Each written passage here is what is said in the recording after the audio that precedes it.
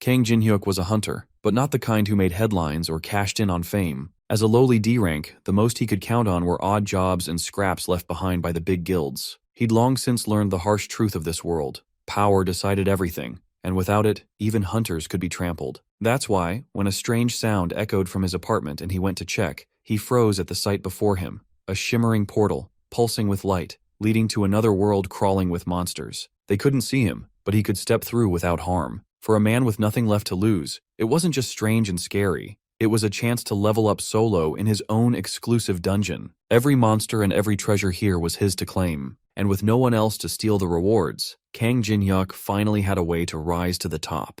With nothing left to lose, he takes a deep breath and steps through the portal, popping out on the first floor of a dungeon maze. He barely has time to look around before a goblin rushes at him from his left. He narrowly evades a stick to his face and dodges back into his attic. The goblin looks around confused and swings at the air. It seems like they really can't see the portal after all, and that means they can't come over to his side either. Now that he knows that, there's no reason to be scared. He equips a baseball bat and jumps back in through the portal to take the goblin head on. He swings the bat into the goblin's cheek, sending the creature flying, before following up with a stab to its chest. With the goblin defeated, he raises his bat and swings it down on its face, defeating it instantly. This was the first time he had ever hunted monsters alone, and since he didn't have to share experience points with anyone else, they were all his for the taking. With the goblin taken out, his level, which hadn't risen in 3 years, went up immediately. The goblin corpse was also his for the taking, and it could get him up to 3 million won if he sold it in the right places. The next day, he takes it to a hunter's market and tries to sell it off to a merchant. The man can tell that he doesn't have a lot of experience in dungeons because the way he handled the goblin significantly reduced the market value. Despite that, he still managed to get a price of over 3 million won, just like he hoped for. All he needed to do was provide the name of the area where he hunted down the goblin, and he would get the payment immediately. That was something Jin-hyuk could not tell anyone. If someone found out about the dungeon in his attic, his profits could go down the drain. While he's trying to figure out a way to get out of the situation he'd found himself in,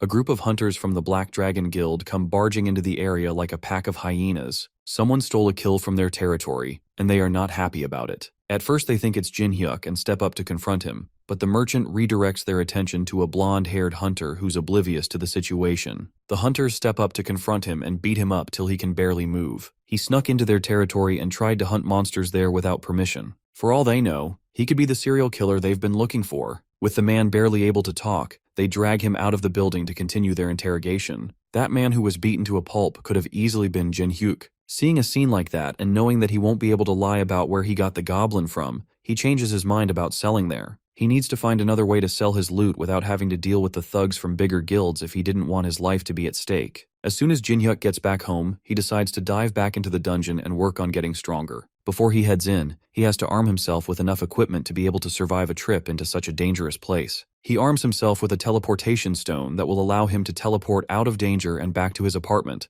as well as a monster tracking compass that reveals any monsters around him within a 50-meter radius. Armed with that, along with his trusty baseball bat, he steps into the dungeon for a round of leveling up. He goes on a killing spree, with each taking him up by 1 level. True to its name, the Goblin Labyrinth is filled with goblins. For someone with a low level like him, this was the perfect hunting ground to use and grow stronger. After a long day of hunting, his inventory capacity is almost filled to the brim. He has just enough space for 1 more goblin, and since it's the last one, he'd prefer if it was a large one that'd bring in more money. The compass shows a goblin approaching his location, which is perfect timing. All he has to do is hide and ambush it before it sees him. He hides around the corner and waits until just the right moment before swinging his bat right at the goblin's face. Except it isn't a goblin. He just hit a remarkable short man. The man shouts at him in a strange language that he can't understand. Jin-hyuk hurriedly bows to apologize, which seems to calm the man down enough. He pulls out 2 necklaces from a bag and hands one to Jin-hyuk. As soon as he puts it on, he can suddenly understand what the man is saying, and he realizes 2 things. First, this man is very angry at him, which is fair considering that he just smashed a bat into his face. And secondly, this man isn't a man. He's a dwarf. A mythical race that he's only heard about in fantasy novels. The angry dwarf continues to yell at him while he helps to pick up the items that got scattered around. Everything he picked up seemed to be really high quality, but he barely got any time to admire them while being yelled at. The dwarf notices his bat and picks it up. He demands to know where Jin-hyuk got it from, which confuses the young man. There's nothing special about it, but the dwarf seems very determined to know. It's just an ordinary aluminum baseball bat, but the dwarf seems to think it's made up of some kind of highly precious metal named orichalcum. This ordinary bat is so valuable to the dwarf that he believes no amount of money would be able to buy it. He offers Jinhyuk a trade of some of his rare items in exchange for the bat, and seeing no reason to refuse, he follows the dwarf back to his workshop. The dwarf takes the bat deeper into his workshop while Jinhyuk looks around the place. He glances at the weapons laid around the workshop and wonders which one he should pick, but the dwarf returns soon after with his new and improved baseball bat. For some reason, it's shining a bright red color and glowing slightly. Jinhyuk wonders if this is really his bat after all, but the dwarf confirms that that's just one of the traits of orichalcum. It starts out as a soft and weak metal, but then it turns into a strong and durable material the more you enchant it. That word catches his eye. It seems that somehow the dwarf had enchanted his weapon. An enchanted item is a very rare item that only drops from very rare high-level monsters of A grade and above. Just testing out a few swings with the new bat confirms that it feels completely different than he remembers. It's almost impossible to believe that something as strong as this could be artificially created. This dwarf, as well as this whole dungeon, really could be the lucky break that he's been searching for this entire time. He checks the stats in a status menu.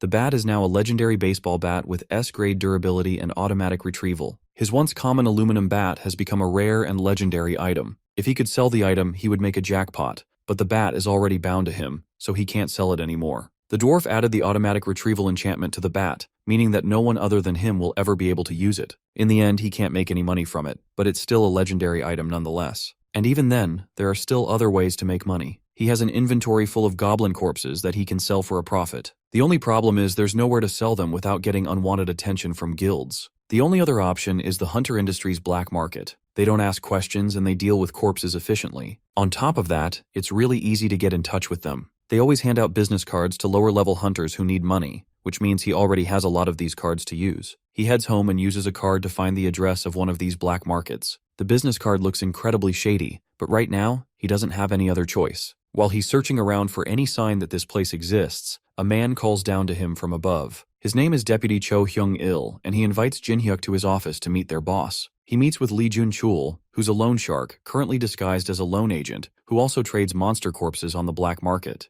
They ask to inspect the corpses first before discussing payment, and Jinhyuk brings them out to show. The two are shocked by the number of corpses Jinhyuk brings out from his inventory. Despite the fact that Jinhyuk is clearly just a newbie, he managed to get up to 20 goblin corpses. They are all in incredible condition too. The heads are bashed up from baseball bat injuries, but other than that, they look perfect. So perfect, in fact, that Deputy Cho can't hide how excited he is to receive them. The three men negotiate prices, but are interrupted by black market merchants running in to announce that a monster had shown up in the area. There's a rare chance that a monster's corpse can attract monsters, and it seems laying out 20 fresh goblin corpses on the ground was more than enough to send out a beacon to monsters. What's worse, the monsters that had appeared were two orcs, which were way out of Jinhyuk's league at the moment. At this rate, the only thing he can do to save himself would be to take the monster corpses and escape as fast as he can. However, it was already too late. The first monster had made it to them and looked ready to tear them apart. Since Jinhyuk was the only hunter around, he was the only person strong enough to take them on. That doesn't mean he could take them on though, and the orc charges at him with its battle axe. He dodges the first swing, but the second swing comes down straight for his head. At such a close distance, there was no way for him to avoid it. It seemed like this was the end for him, and he was about to die pathetically. That's until his newly enchanted bat summons itself from his inventory and blocks the attack just before it can connect. The parry was so strong, it sent the orc flying back for a second. This seems to be another one of its enchantments, the presence detection effect. If that was the case with this new bat of his, then he just might stand a chance. The orc charges in again, but Jinhyuk is more confident and ready this time. He grips the bat and aims downward, right at the orc's knee, causing it to lose balance. Then with the monster disoriented, he launches another attack at its face, cracking its neck and killing it instantly. Just killing a single orc caused his level to jump from 24 to 36 in one quick spike. He doesn't have any time to celebrate as the second orc finds them and rushes at him. This time though, he's ready. He dodges the attack, then runs up behind it and smashes his bat into the orc's back, before repositioning and sending one last attack straight to its head, also killing it instantly. With that, he managed to easily kill two orcs in a matter of seconds. That shows just how powerful this enchanted weapon really is. Now that the commotion is over, he smugly asks the men to restart negotiations and add the corpses of the two dead orcs to their deal. That day, he went home with a chip on his shoulder. Somehow, he had managed to convince the men to give him 15% more than the market price. The amount of money in his bank account almost felt like a dream. Now that he had finally taken care of those goblin corpses, all he had to do was focus on hunting. Because he saved the black market dealer and his crew, they decided to continue doing business with him, which means that he'll never have to worry about where to sell the corpses again. That's because he probably realized that Jinhyuk isn't just a low-level thief who's selling stolen corpses. He's actually a high-level hunter that's strong enough to take down 2 orcs with little effort. But even with his enchanted bat and his newfound strength, there was no way his current equipment would let him hunt down higher-grade monsters. There was only one option left for him to upgrade, and if he plays his cards right, he might even get some equipment for free. The next day, he had bought a crate full of beer cans and alcohol for the dwarf. Since he liked aluminum so much, then this was like a gold mine to him. The dwarf can't believe that everything in the crate was filled with orichalcum. He tried the beer, but spat it out immediately. The taste was horrible. To calm him down from another shouting match, Jinhyuk passed him some soju instead. This one is different, and the taste is enough to satisfy the dwarf for now. But it's not enough. There could be something more to give it the kick he's looking for. Since the opportunity had come up, the dwarf made a request to Jinhyuk. He needs to have something mined out for him. He sends Jinhyuk on a quest to mine out some mithril ore. But what does ore have to do with alcohol? Well, Jinhyuk wanted some free gear, so it's not like he had any choice of what he had to do to get it. If this was the best way to get the gear, then so be it. He journeyed further into the labyrinth and emerged at a clearing in a forest.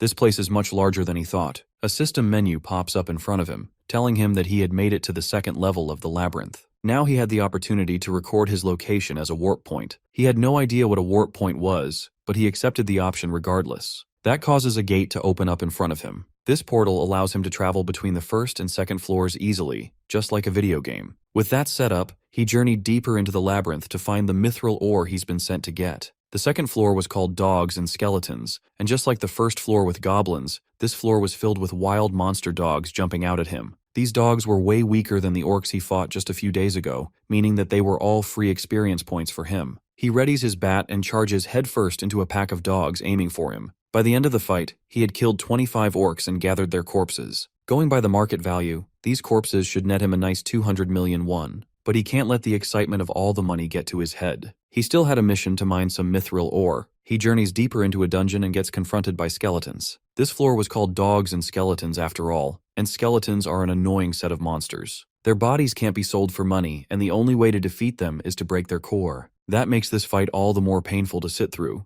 especially since there are a lot of them coming at him. But with his current skills and level, there was no way he wouldn't be able to take them out. By the end of the fight, he's tired and realizes that the dwarf probably sent him here because he didn't want to have to deal with these annoying monsters himself. Still, there's one good thing to come out of this. Killing these skeletons had raised his level to 100, which means that he'll now be able to change classes. His class will be automatically chosen based on his previous actions. With how much fighting he had been doing recently, he would definitely become some sort of berserker or a warrior. Instead, the system deems him to be a cleric. He carries on and manages to gather the mithril ore that the dwarf wanted. That's surprising since the dwarf didn't expect Jinhyuk to make it out of that experience alive. He may be alive, but he's exhausted from all the fighting he had to go through. Well, even with that, it's not like he came out from the encounter completely empty-handed. He managed to swipe some mithril ore for himself since it looked expensive, then he gave the rest to the dwarf. Since he managed to get the ore, the dwarf agrees to use some of it to make anything he wants. Since he already has a great weapon, the next thing he needed was some kind of armor to withstand heavy attacks from monsters, preferably something lightweight that should be easy to hide. The dwarf agrees and gets to work immediately. The process takes much longer than Jinhyuk can wait for, so he goes back home to take a nap for a few hours. He wakes up, half a dozen hours later, and goes back to the workshop to check on the dwarf's progress. By then, he's done making the armor, and he seems satisfied with it. It's mithril chainmail armor that should easily fit under his shirt and hoodie. He tries it on, and without warning, the dwarf attacks him with a hammer to his chest. There's no better way to explain something than with an explanation after all. That attack would normally have broken his ribs at least,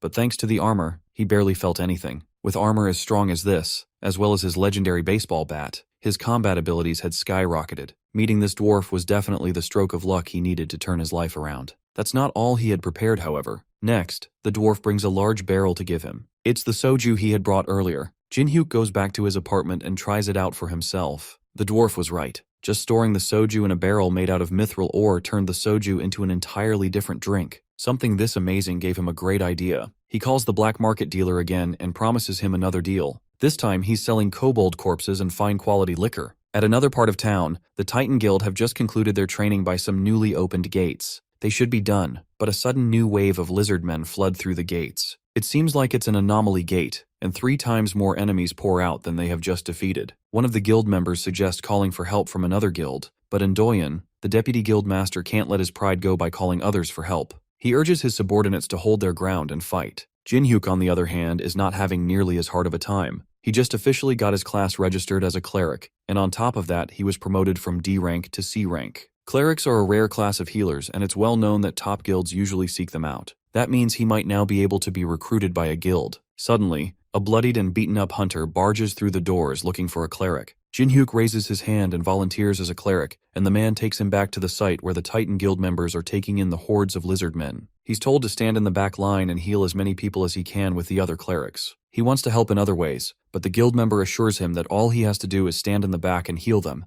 then he'll get paid accordingly when the fighting is done. The healers being in the area is enough to support the guild members and give them a second wind to keep fighting on. But the waves are just too much for them to handle, and one of the other clerics suggests calling in a supporting guild to help take them out faster. At this rate, they'll all be wiped out if they don't do something. Just as he's thinking on what to do next, he feels a hostile presence behind him. His bat had just saved him from a fatal strike by one of the lizardmen. It somehow got past all the hunters and was trying to take out the healers starting with him. That means that the back ranks of their defense had been breached. There's only clerics at the back line. If these monsters got through them, they'd wipe out the guild members in an instant. Left with no other choice, Jinhyuk grips his bat and swings at the lizardman that attacked him, sending him flying with a single attack. He informs the other clerics that there's been a breach and he's the only one that'd be able to block them. They got this far behind them thanks to a concealment technique, and now they were trying to ambush them from behind. Jinhyuk instructs the clerics to focus on healing for now and to leave the lizardmen to him. It would be difficult, but he was the only one that could stop them. The other clerics are worried about him since they think he's just an ordinary healer like them. Jinhyuk, on the other hand, rushes in to take them head on, telling them not to worry about him. He wouldn't be saying these kinds of things if he wasn't at least a bit confident in his abilities. Of course, even though he said all that, he was still nervous about the whole thing. But in the end, he actually managed to hold his ground against the rampaging monsters. One of them manages to get past him while his guard is down and heads straight for one of the other clerics. Jinhyuk chases after it, then leaps off the ground and manages to stop it from attacking one of the clerics just in time. His rushed attack leaves him open to a stab from behind, but thanks to the dwarf's chain armor, it barely affects him. The monster is surprised that their attack didn't work, and Jinhyuk takes that opportunity to counter with a bat swing to his face. Somehow he's actually holding them off by himself. Thanks to him, they can focus on healing without worrying about any sneak attacks. But that's not the only thing going in their favor. The lizardmen freeze as a new fighter enters the battle. Suddenly, a strong man joins in and takes out one of the monsters with a single hit. This newcomer is Seo Sang-ho, the guildmaster of the Titan Guild. He acknowledges Jinhyuk and asks if he was the one that took out all the monsters in the area. The C-rank hunter admits that he was the one who took out the monsters, but he's more confused about who this new powerful man was. The clerics are surprised that he doesn't know the S-rank hunter Sang-ho. He's so powerful that thanks to him being there, it looked like the battle was about to come to an end. With no time to waste, he rushes off to join his subordinates in battle, but not before promising to properly reward Jinhyuk for his assistance later. Just at a glance, it's obvious to anyone including Jinhyuk that S-rank hunters were in an entire league of their own. When he's around, he becomes the real monster in the battle. He lands right in the middle of the fight and his presence immediately lightens everyone's spirits. All except Endoyen, who seems annoyed that the guildmaster showed up. There was nothing wrong with a fellow guild member coming in to give support, but Endoyen's pride wouldn't let him accept that. Sang-ho immediately takes charge of the situation. He passes orders across to the fighting hunters and immediately commands the attention of everyone around him. With that done, he doesn't wait for the guild members to clear the area and launches a powerful attack on the ground, which creates a shockwave that sends all the lizard men flying. His one single strike was enough to take out a lot of them in a single stroke. In a matter of minutes, with Sang-ho's help,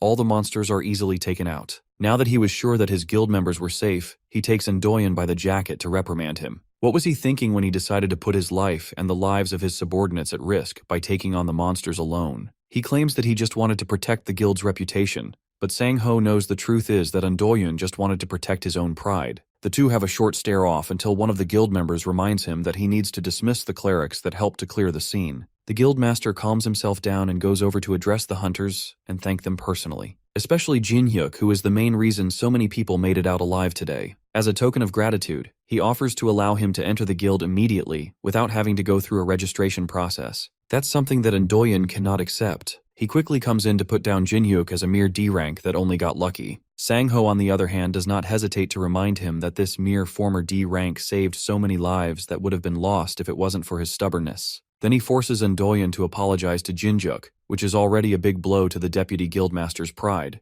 Even with that, Jinhyuk respectfully declines the offer. He doesn't want to be part of any guild that allows people like Endoyen to have any type of authority. That's the last straw. Endoyen rushes at him with an enhanced punch, but a defensive bat straight to his stomach is enough to stop him in his tracks. The hit is enough to knock Endoyen out cold immediately. The occasion is such a noticeable moment that it appears in a news article by the next day. The higher-ups of the Titan Guild can't stand what happened to Endoyen. Not only was he publicly embarrassed by a mere C rank, he was also demoted from his authority as a deputy guildmaster. They demand that the C rank appears before them to explain himself. Sang-ho, on the other hand, doesn't agree with that. Not only did Endoyen risk the lives of multiple guild members for the sake of his pride, he also attempted to attack someone who fought for their guild. That's more than enough reason for him to be demoted. That manages to shut down the people gathered. With nothing else to say to the men, he sends them on their way. The guildmaster's mind wanders back to the extraordinary C rank that he saw the other day. Before he grows any stronger, he has to get Kang Jinhyuk to join his guild no matter what. The man in question lounges lazily in his apartment, enjoying a drink while looking through his expenses. Since he made a lot of money from hunting, he had spent more than he usually would, which put the expenses at an absurd high. If he knew things were going to turn out this way, then he would have accepted the extra pay that the Titan Guild was offering him. At the end of the day, though, it doesn't matter since he has a much better way to earn money. After some much-needed relaxation, he heads back into the dungeon to collect more monster corpses. Hunting the same old monsters isn't enough for him anymore. Now that he had gotten stronger, he was going to need some stronger opponents. He walked deeper into the second floor than he usually would, and found himself facing off against a small army of orcs. One of them tries to attack him from behind, but he successfully sidesteps the attack before retaliating with an attack of his own. The hit defeats the orc immediately right as several others swarm around him through the hall. Just a few days ago, he would have been dead on the spot, but thanks to his new equipment, he's able to defeat all of them with ease. By the end, he counts up a total of 20 orc corpses, which should net him enough money to not have to worry about anything for a whole year. Since he still had a lot of stamina left, he decides to head a little deeper into the dungeon and finds himself entering the third floor named as the Temple Guardian's Labyrinth. At first glance, there don't seem to be any monsters in the area, but the sense of calm is almost immediately broken by a large tremor shaking the ground. A giant hand bursts out from beneath him, and Jinhyuk only barely manages to move out of the way. The hand belongs to a stone golem, which is an artificial monster built from mana. Its attacks are too fast for him to dodge, and they are so powerful that even when he blocks it, he still gets pushed back by a large amount. That leaves him with very little option but to try his best and fight back. The golem seems to be incredibly strong, but it lacks the intelligence to make use of that strength. Jinhyuk takes advantage of this and manages to land an attack on its head, shattering it to pieces and causing the creature to fall. But it doesn't take much time for it to start reforming once again. Jinhyuk forgot a crucial point of the golems. It can only be defeated by completely breaking its core. Realizing this, he tries to dodge back and create some distance to re-strategize, but the monster manages to regenerate hand fast enough to catch him before he can escape. There weren't many ways he could escape this trap, but then suddenly an arrow flies in and strikes the golem in its chest. Jinhyuk sees the opportunity and follows up with a sharp jab from his bat, breaking the golem's core and defeating it once and for all. He managed to make it out of that situation alive thanks to the random stranger that saved him with that arrow shot. He turns around to thank his savior, but he's shocked when instead of seeing the dwarf which he expected, he sees a beautiful-looking woman with some strange-looking ears. Those ears mean she's actually an elf. He bows his head and thanks her for saving him, but doesn't notice the elf rushing at him while his head is down. He only gets a second to see her before she grabs him by the collar and pulls him close for an interrogation. She hasn't seen him in this dungeon before. She's curious about who he is and where he came from.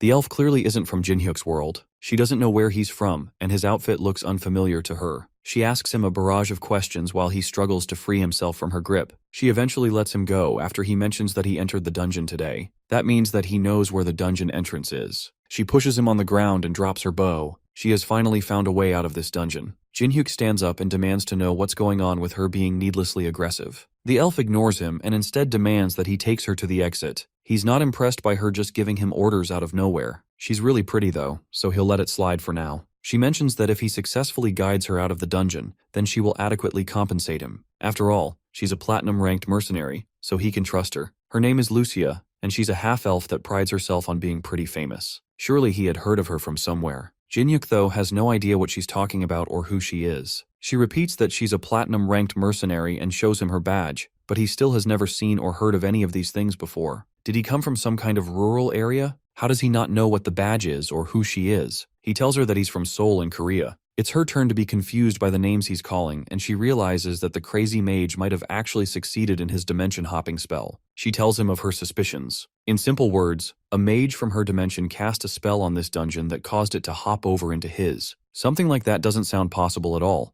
but it appears that this is exactly what happened. However, since it was a dimensional shift, that means that reversing the magic will allow her to return to her world. Jin-hyuk had felt that something was odd, but it turns out that this dungeon isn't even from this world. If this place returns to its original location, that could be a big problem for him. He asks her if she plans to send the dungeon back right now, but she can't. It would be too difficult to reverse the magic here, but there's a potential location that would be helpful. It's a hidden room on this floor that she found a long while ago while searching for an exit. She asks for his help getting there and promises to reward him for his help in getting there. The conditions don't seem too bad, so he agrees to help her reach the hidden room. They head there and fight a few orcs on the way. Jin-hyuk notices that she's a lot stronger than he thought she'd be. That arrow she fired earlier was also no joke. Fighting her here would be a disadvantage for him. His safest bet would be to cooperate with her and continue to assess the situation. After a little more walking, they decide to rest at a safe spot. Jin-hyuk had packed some chocolates in his pockets for emergencies, and he hands her one to eat. She takes a liking to it immediately and demands for more,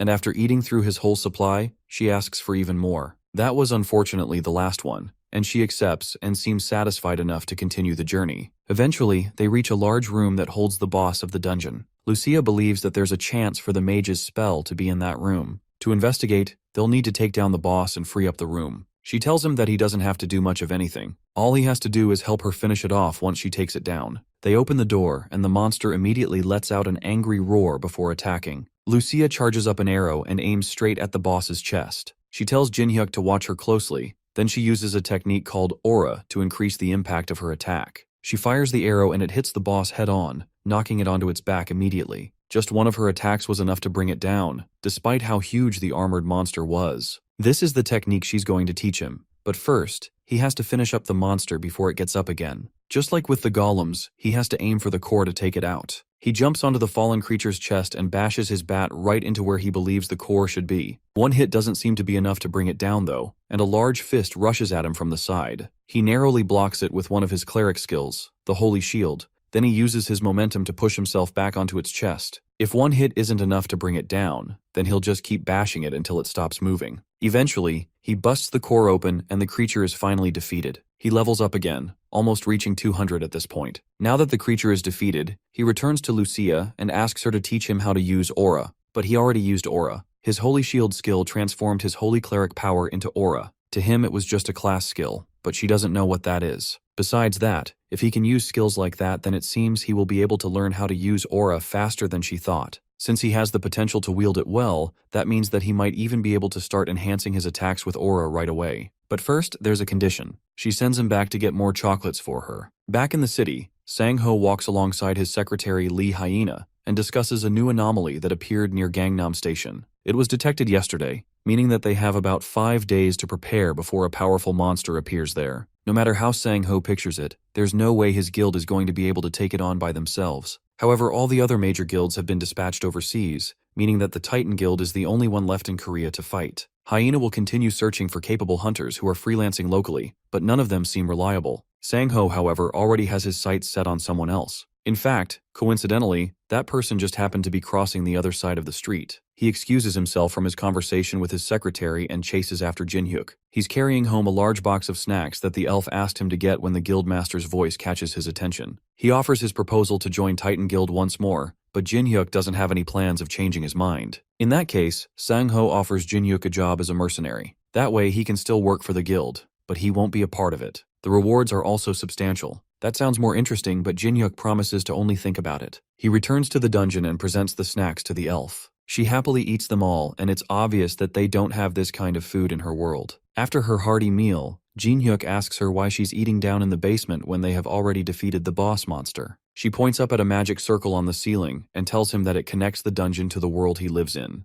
Because of it, she'll be staying down there for the time being to study it. So if he wants to learn more about aura, he's going to need to bring her more chocolates. Now that she is done eating, she takes his hand to teach him how to use aura. Firstly, she'll have to pour her aura into his body to show him what it feels like. Jin-hyuk immediately feels the power flowing into him. Lucia also notices the spike of power in his body after she poured in her aura. He seems to have more talent for it than she originally expected. The movement of holy power following through his body is impressive enough that she believes he will be able to grasp the basics by the end of the day. She commends him for his talent and asks him if he can remember the flow of aura in his body. He's confident that he can, and she acknowledges him before turning to leave the dungeon. She was supposed to investigate the magic circle first, but it seems like it would be faster to fully train him on how to use aura, and the best way to do that is through practical experience. She takes him to a different part of the dungeon and throws him into a horde of monsters. He fights an army of goblins and kobolds at once, but manages to hold his own against them while collecting their corpses as well. He turns to Lucia and asks her why he suddenly has to fight a horde of monsters when she told him that he would be learning how to use aura. She tells him that this is how he will learn how to use aura. Even though she infused a bit of mana into his body so he can get a feel of it, he's going to have to sense the rest on his own. And to do that, all he has to do is get the hang of activating aura using his holy power. And there's no better way to get the instinct for it than in the middle of real combat. He's more upset that she didn't tell him any of that, and instead just threw him into the action with no warning. While they're fighting, the ground starts to shake, and a stone golem emerges from the ground. It lets out a loud roar and pushes Jinhyuk away as Lucia continues to explain that he needs to face a true crisis to be able to unlock his potential. All he has to do is focus and try to feel the holy power coming from the shield he generates with his skill. The shield is made out of aura, so once he gets the hang of it, he'll be able to pick it up quickly. That's easier said than done since he doesn't consciously activate the holy shield. How is he supposed to feel any aura from something that turns on automatically? The monster brings down a huge fist towards Jinhyuk, and he blocks it with the holy shield once again, but this time, he feels something. It's some kind of energy gathering around his left hand, which was the hand that's activating the skill. This must be what holy power feels like. The monster pills back and attacks again, and Jinhyuk summons his holy shield again. Except this time, it has a different shape than what he remembers. The sensation of summoning the shield is also different. This must be mana. The golem doesn't give him time to figure all this out and smashes down on the shield, sending Jinhyuk flying back. Lucia mocks him from her podium. She told him to get the hang of his skill, not to make foolish mistakes. He was just doing what she told him to, though. As he prepares for another attack, a status window appears in front of him. He has acquired a new skill called Holy Power Application. This skill allows him to use holy power, and to use the energy to enhance his attack and defense based on how much holy power is used. This means that there are ways to gain skills beyond getting a job change. Lucia notices him spacing out and decides to take matters into her own hands. It seems that facing a golem while learning aura was too much for him, so she offers to take care of it from there. Jinhyuk, on the other hand, quickly recovers himself and tells her to stand down. Now that he has a grasp over his new powers, he should be able to take care of everything. He charges at the golem, then leaps off the ground, narrowly dodging another stone fist aiming right at him. Then while in the air, he focuses his mana into the bat, then uses a front flip to gain more momentum before bringing the mana-enhanced bat down onto the golem's head. The monster falls, but he's not satisfied yet. He lands on its chest and focuses one more, trying to divert even more mana into his bat before bringing it down right onto the golem's chest, unlocking a new skill at the same time called Holy Aura. With his enhanced weapon, he stabs the golem with his bat and successfully breaks the core. By unlocking his Holy Aura, it also allowed him to gain new skills like Precision Strike and Unyielding. Thanks to Lucia's training, he was able to unlock 2 passive skills and an active skill. She, however, is more concerned about the fact that he learned how to use aura in battle so quickly. She was expecting to just teach him the basics and call it a day, but with this, she has to see things to the end. She takes one of her arrows and brings down a wall, opening up the area to an even larger horde of monsters. Jinhyuk is not impressed, but he readies his bat and prepares for another battle. The battle with the monsters in the dungeon took a lot out of him, and by the time he goes to sell the monster corpses, he's exhausted. He's so tired that the black market boss Jun Chul notices when they meet. He looks like he has just been through a war. Jun Chul decides not to ask too many questions and gets down to business by accepting the monster corpses. He also brings up the topic of the alcohol he sold to them last time. He marketed them as traditional artisan soju, and since it went on the market, orders have been flooding in. With how popular the drink became in such a short time, he could focus on selling liquor and never have to worry about money again. With enough money to last him for the rest of his life and a small business set up already, Jinhyuk heads home to rest. His training with Lucia has left him immensely tired, and only seconds after laying down in bed, he passes out immediately. Not long after, he's woken up by the sound of a disaster alert. A loud automated voice urges everyone on the street to evacuate and get to safety. Today is already the day of the monster invasion. It seems to have come early this month. Monster invasions usually happen randomly, but there is a certain invasion that happens after a set period of 1 month. This invasion is pretty common, and usually Jinhyuk would use this opportunity to catch some low-level monsters for some loose change. This time, though, he's too tired to care. The large guilds will take care of them anyway, so he shouldn't have to move a finger. At least that was the plan until a notification came in on his phone informing him that due to the urgency of the invasion, the rewards for monsters would be tripled. With triple the rewards up for grabs, Jin-hyuk can't ignore the invasion anymore. He steps out onto the street to see what if he can take some down and cash in. Meanwhile, security officials guide people and try to clear the streets while the Titan Guild battles hordes of monsters running through the city. The security line is already breaking due to the number of monsters trying to get through, and Sang-ho is running out of stamina to keep up the fight. No matter how many he takes down, more just keep popping up.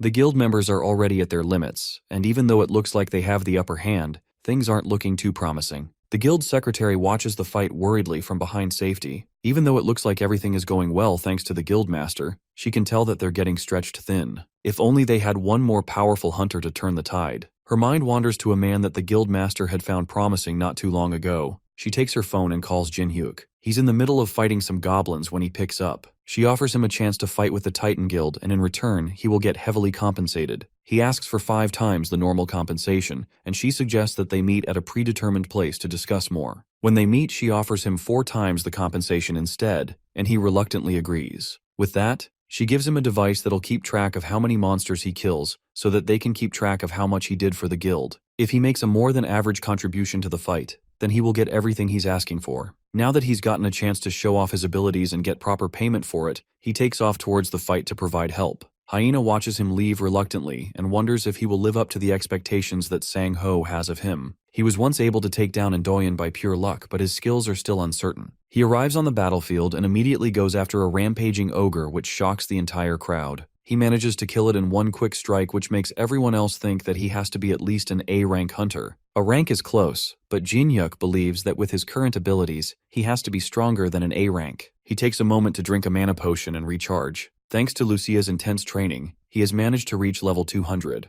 Normally, he wouldn't be able to face an ogre, but as long as his mana doesn't run out, he should be able to keep up with an S-rank hunter. And right now, he has over 1,500 mana potions, which means that all the monsters around him right now were nothing but money makers. Elsewhere, Endoyen takes down monsters alongside his guild members. He notices that the monsters are dramatically decreasing and turns to see a group watching someone take down monsters with ease. He checks on them himself and sees the one person he hates the most right now. He yells orders to the stunned hunters and tells them to stop daydreaming and go back to fighting monsters. Why was this guy here and who invited him? Just seeing Jin-hyuk reminds him of their last encounter and how his embarrassing moment was broadcast all over the news. That last time must have been due to lots of luck. This time, since he's alone, there'd be no problem taking him out and putting him in his place. With that in mind, he rushes towards Jin-hyuk in hopes of fixing his nasty habit of being at the worst place at the wrong time. Unluckily for him, the C-rank hunter notices him far too early and manages to counter his attack, sending Endoyen flying and knocking him out yet again. He's too busy to entertain this random crazy guy. Meanwhile, Sang-ho stares down a rampaging minotaur. His mana is almost gone and he's out of stamina. The minotaur raises its club to attack right as Sang-ho entertains the idea of retreating and regaining his stamina. But before it can hit him, a voice calls out behind him, and Jin-hyuk jumps in from above, grabbing the minotaur by the horn and slamming it into the ground. For a C-rank hunter to take down a minotaur in one hit, it looks like his judgment about Jin-hyuk was right on track. As he takes down the monster, Sang-ho approaches him to show his appreciation for the help. Jin-hyuk tells him that the guildmaster secretary called him and promised a hefty pay in return for his help, so there was no need to thank him. Sang-ho then takes this chance to once again ask him to join their guild. If he joins forces with them, then opportunities like these will keep popping up. Jin-hyuk takes a moment to consider it, then tells him that once they finish up the remaining monsters, then he'll think about it. As they're talking, Sang-ho gets a call from Hyena. She tells him to look at the sky. The clouds had turned back, and the weather had become fiery with lightning. Something huge and menacing was lurking in the clouds, and it did not look friendly. It shoots lightning down at everything, both monsters and hunters, and damages buildings as it flies around. It's so high in the sky that there's no way their skills will be able to reach it. That means that there could be no way to attack it. Sang-ho suggests going back to his guild to assess the situation and invites Jin-hyuk to join him. He reluctantly agrees, and together they meet back at his office. From there, they run different tests and see that nothing they've done so far has been able to affect it or defend against its attacks. Everything they've done so far to stop it has been nullified or destroyed. They'd need to find something with a huge amount of firepower that can also destroy things from a long range. Lucia immediately comes to mind, and he realizes that there might be a way to bring it down after all. As Jin-hyuk leaves to get Lucia, the executives of the Titan Guild come together to talk about how much favoritism Sang-ho is giving to a C-ranker. The other guild members try to think of other ways to bring the monster down without relying on Jin-hyuk. but there's just no other choice in the matter. All other methods are guaranteed to fail, so the only option left is to trust in the only hunter with an idea. They could call another guild named Gadia, which is a large guild filled with A ranks and higher mages. Unfortunately, those guys don't care about casualties, and calling them in will surely result in many deaths. The other members in the room fall silent after they realize that they really don't have any other choice but to wait. Back at the apartment, Jinhyuk comes out of the portal with Lucia. He thanks her for agreeing to help and promises her as many sweet treats from his world as she could want as a reward. Together, they head to the top of the Titan Guild headquarters, and Jinhyuk shows her the monster that's terrorizing their city. He asks her if she'll be able to take it down, and she's certain that she can. The thing is so big that she can hit it with her eyes closed. The monster is level 300, which is the highest level monster that has ever been recorded. She assures him that she can take it out, but first, she's going to need a little help. The building's roof is too fragile to handle her power, and she needs him to prepare a shield to absorb most of the impact if he doesn't want to see multiple buildings destroyed. With things properly set up, Jinhyuk calls the guild leader and asks about the potential damage to the area. Once they take down the monster, the damage to buildings will be unavoidable. Sang-ho tells him not to worry about all that, and to only focus on bringing down the monster. With that settled, Jinhyuk prepares a shield while Lucia charges up 2 arrows to take down the beast. She aims carefully, then releases the shots, which causes a massive shockwave that pushes Jinhyuk back even with the shield. The 2 shots race through the sky towards the monster, and in just a second, they land a direct hit on the beast, taking it out in one shot. The damage is so massive that half its body is disintegrated from the impact. The Titan Guild watches from the ground, amazed that he managed to pull it off so easily. Hunter Kang Jinhyuk just continues to amaze people. The whiplash from Lucia's attack was enough to leave smoking trail marks on the building's helipad. It may not have been the time to hold back, but this was way too much. Lucia, on the other hand, is more disappointed that the monster was so weak. It wasn't like that at all. It's more like Lucia is just way too strong for any monster that pops up in this world. Regardless, the job is done and it's time for her to head back. She passes him the tracker that keeps track of his points, and the reading was a massive 240 points. With that, she turns to leave, but not before leaving him with a warning not to place too much trust on other people. When there's a lot at stake, people's minds tend to cloud with the hope of money. It would be better to not allow himself to be deceived like she has been on her many adventures. Jinhyuk assures her that he'll be fine. If he notices anything wrong, he'll make sure to take care of it. They part ways, and Jinhyuk heads down to the street where he's found by San-ho and his secretary. They catch up with him and ask him how he managed to take such a huge monster down by himself. He politely declines telling them and says that it's a secret. One of the executives with him takes offense at that and doesn't believe that a mere C rank can take down such a huge beast. But Jinhyuk shows them the monster tracker, which has a massive amount of points, showing that he really was the one who brought it down. Sang-ho stops him there and apologizes to Jinhyuk for the outburst. The executive watches them in anger. It seems that Sang-ho loves to side with a C rank more than his own guild members. In that case, it is time to find a change, because Sang-ho keeps standing in the way of the guild's future. He takes out his phone and places a call to an unknown number. By the next day, the rumor had spread all over the city that the giant monster was taken down by an ordinary C rank. The members of the Titan Guild don't believe it, but it's not that hard to verify. Word had even gotten around that the guildmaster personally offered him a direct entry into the Titan Guild, but he turned it down. He must be really confident in his skills to turn down such a huge offer from Sang-ho himself. The rumors had even managed to reach members of the Altron Guild, who had also received information that An Do-yoon had been hospitalized after the events of the monster invasion. He was known for his impressive skills, but information reveals that he was taken down by the rumored C-rank hunter. If that is true, then the rumors had some truth to them. The Altron Guild scouts decide to meet with Jinhyuk themselves and verify the information. He might have unlocked a hidden class, which was exceptionally rare for hunters to do. If that's the case, they had to recruit him into their guild first before another guild took him, or they would eliminate him. Jinhyuk, on the other hand, slept soundly after the battle. He had used up all of his stamina during the fight and passed out as soon as he got the chance. He woke up after 2 days of dead sleep and realized that this was the backlash from overusing his stamina. He walks out into his living room and finds that Lucia had made a huge mess with all the snacks that he bought her. She had managed to eat everything in just 2 days. She had no choice though, since there was no food left in the fridge, and all he had available to eat were those snacks. She also couldn't go back to the dungeon since he hadn't opened the portal for her. That confuses Jinhyuk since he has never needed to open it before. It's always open as far as he knows. He goes to his attic to show her that the portal was open even right then. That didn't make sense to her since just a moment ago, there was nothing there. She tells him to step away from the door, then reopens it, and sure enough, there's nothing there now that he has stepped back. Jinhyuk has no idea what's going on since he has only ever seen the dungeon open. Lucia has a theory that the dungeon reacts to only him, meaning that wherever he goes, the dungeon follows. It seems like the dungeon is imprinted directly on him, which means that there was a chance the dungeon could have fallen directly on his head. Luckily, it was a failed spell. He decides not to think about that and instead orders some food for the both of them. She wonders how he even found his way back to the house after they defeated the monster. She placed a recognition suppression spell on it, which should have made it impossible to find.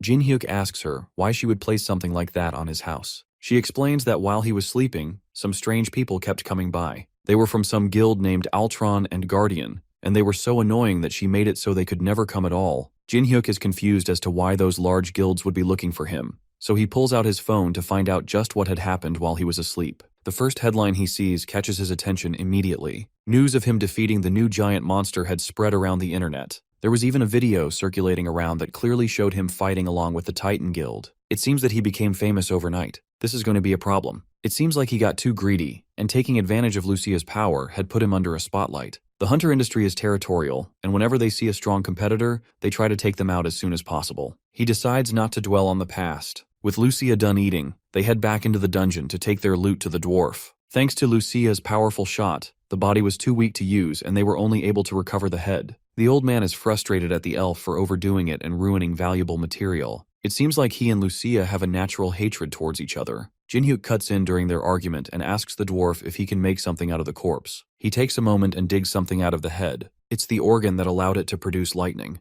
With that, he can enchant the baseball bat to produce lightning as well. Jin-hyuk asks him how he'd like to be paid, but all he wants is for the elf to get out of his workshop. Lucia starts shaking with anger, and Jin-hyuk has to calm her down with promises of more sweets. After just barely stopping her from shooting a hole straight through the dwarf's head, he heads back into the city to buy her promised sweets. On his way back home, he senses something in an alleyway. It seems like someone is tracking him. He drops his groceries behind a wall and calls out to the creep following him. A voice answers back, surprised that Jin-hyuk noticed him at all. Suddenly, a figure appears out of nowhere and rushes at him with a swing of a sword. Jin-hyuk just barely manages to block the attack with his bat. The newcomer is surprised that Jin-hyuk could even see him at all. This confirms that the rumors were true. Jin-hyuk really is more than just an ordinary C rank. Jin-hyuk pushes him back, then leaps at him with another attack from his bat. Since he doesn't want to reveal who he is, then he's just going to have to get beat up till he feels like talking. Since the attacker can't fight head-on, he uses a skill to turn himself invisible again, deciding to change tactics. Jin-hyuk can just faintly feel his presence, but he can't see him. The slight sense he has is just enough to tell when he's going to attack, though. He manages to dodge and block most of the attacks that are thrown at him,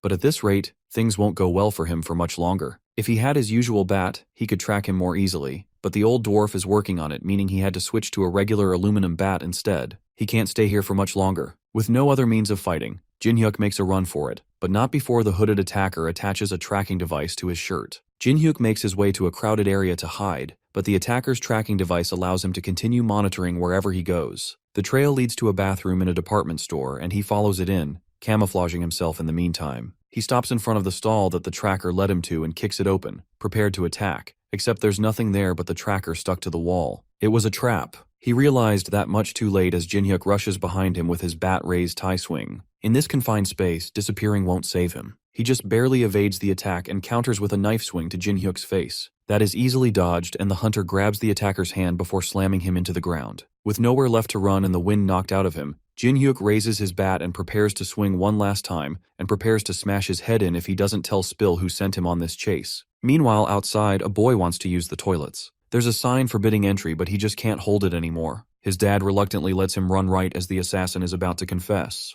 That's all the opportunity that he needs. The assassin charges up a fireball and sends it straight at Jin-hyuk and the child, forcing him to put up a shield and save them both. The assassin uses the smoke as an escape to run while he still can. The higher-ups only told him to get some information from him. He didn't expect things to be this troublesome. As he tries to run, an object stabs right through his chest, killing him instantly. Jin-hyuk stands behind him trying to catch his breath. It seems like he used too much force and accidentally killed him. As he's lamenting the situation, a status window pops up in front of him. It acknowledges the murder but labels it as self-defense. Because of this, the villain trait will not be given, and instead, a hidden job change has become available. After the nasty restroom scuffle with the mysterious criminal, Kang Jin-hyuk found himself posted up outside the crime scene, still reeling from what happened. As far as he knew, when a hunter kills a person, they should receive the infamous title of villain. Furthermore, clerics like him would suffer a penalty wherein their skills are sealed. He really thought it was over for him. Without his cleric job, his combat strength would be significantly diminished.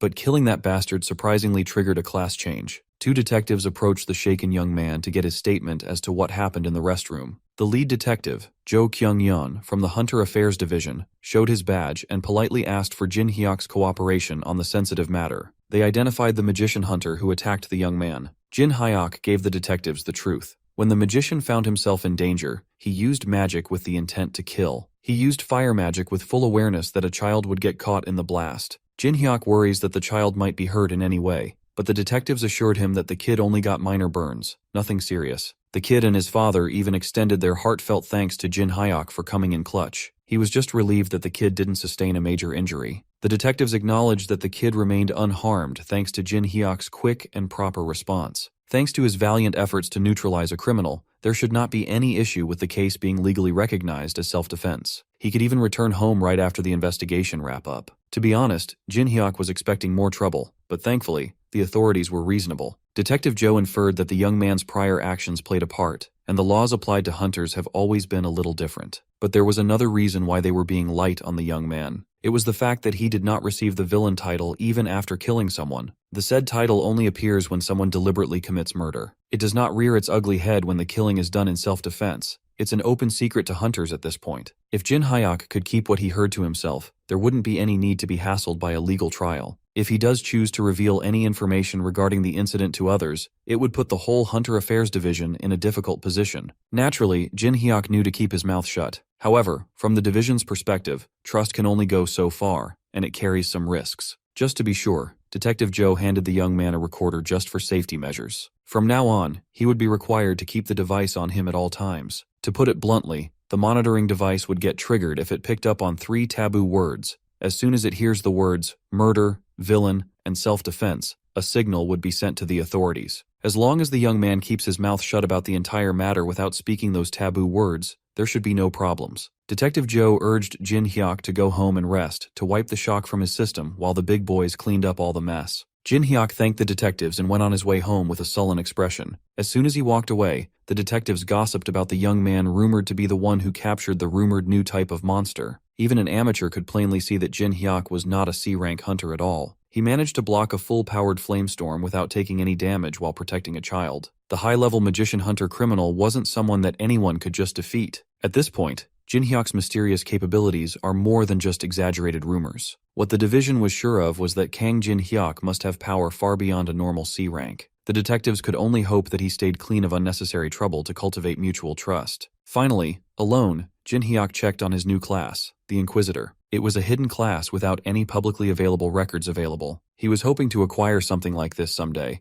but he didn't expect to get it so soon. Rather than drooling over the skill descriptions boringly, he would rather test his new class out through actual combat. He let a goblin get close enough to take a swing against him. He was practicing the skill that replaced his healing capabilities and turned it into something called hard skin. With this specialized skin, damage taken from enemy attacks would be greatly reduced. He also got a new status resistance skill, making him less susceptible to poison, sleep, stun, and many more status effects. Pleased by his haul, Jin Hyuk raised his fist against the goblin in front of him. Now he understands why people use the term transformation. While his existing skill effects remain, they have changed to be more self-focused instead of supportive. He can no longer use the holy aura, but he gained access to the fighting spirit skill, making his aura more suitable for combat. Going up against goblins with his bare fists just got a whole lot easier. As for his holy shield skill, it was replaced by the defense charge skill, allowing him to charge forward with unstoppable momentum and impenetrable defense. Mowing down hordes of goblins with just his body was a cakewalk. He basically got a protective skill, a charge that increases defense and resistance to every status effect there is. Turning into an Inquisitor had made him a full-on combat tank. After he finished testing out his new combat prowess, he turned his attention to his other new skills. He gained a discernment skill that quantifies karma, giving him a numerical value of a person's morality. Jin Hyuk took out his smartphone and opened the front camera to see that the number 64 was displayed on top of his head. It's still a mystery how valuable this skill can be. He had no frame of reference to what constitutes high karma, so he wasn't sure if 64 was good or bad. In addition, he got another skill linked to karma value, the judgment skill. Through this new ability, facing an enemy with a high karma value would boost his stats and additional effects. When facing enemies with 200 or more karma, stats increase by 20%, 50% against 300 karma, and 100% against 500 or more karma. In short, he'll get stronger when fighting against bad guys. This fact alone made the Inquisitor's job worthy of the hidden class distinction. Still, a class that openly pushes the host to take down villains is unheard of. After Jin Hyuk's experiment, he went straight to the forge. In there, the old dwarf just finished infusing his bat with the power of lightning. The bat can hold up to 3 charges of lightning, and it takes half an hour to recharge each charge. Of course, Jin Hyuk was very pleased with this power-up. He asked the dwarf how to use this new sick feature, and it turned out to be pretty straightforward. The old dwarf had caught a kobold trying to rob his workshop, so he tied the beast in the backyard. It would be the perfect testing dummy. The monster snarled and growled ferociously, but it could not break free from the chains. To shoot the lightning, Jin Hyuk doesn't even need to cast a spell or anything. He could just use it in the middle of a fight by imagining the attack in his head. The young man focused and kept his eyes on the prize. He took on a batting stance as if he was about to hit a nasty fastball while imagining the power of lightning coursing through the bat. Jin Hyuk took a deep breath and locked in. With one full swing, he launched a thunderball. It crackled and ripped through the air without resistance. As soon as it hit the kobold, the poor monster yelped in agony as untold volts of electricity wrecked its body. One charge was all it took to burn the monster dog to a crisp.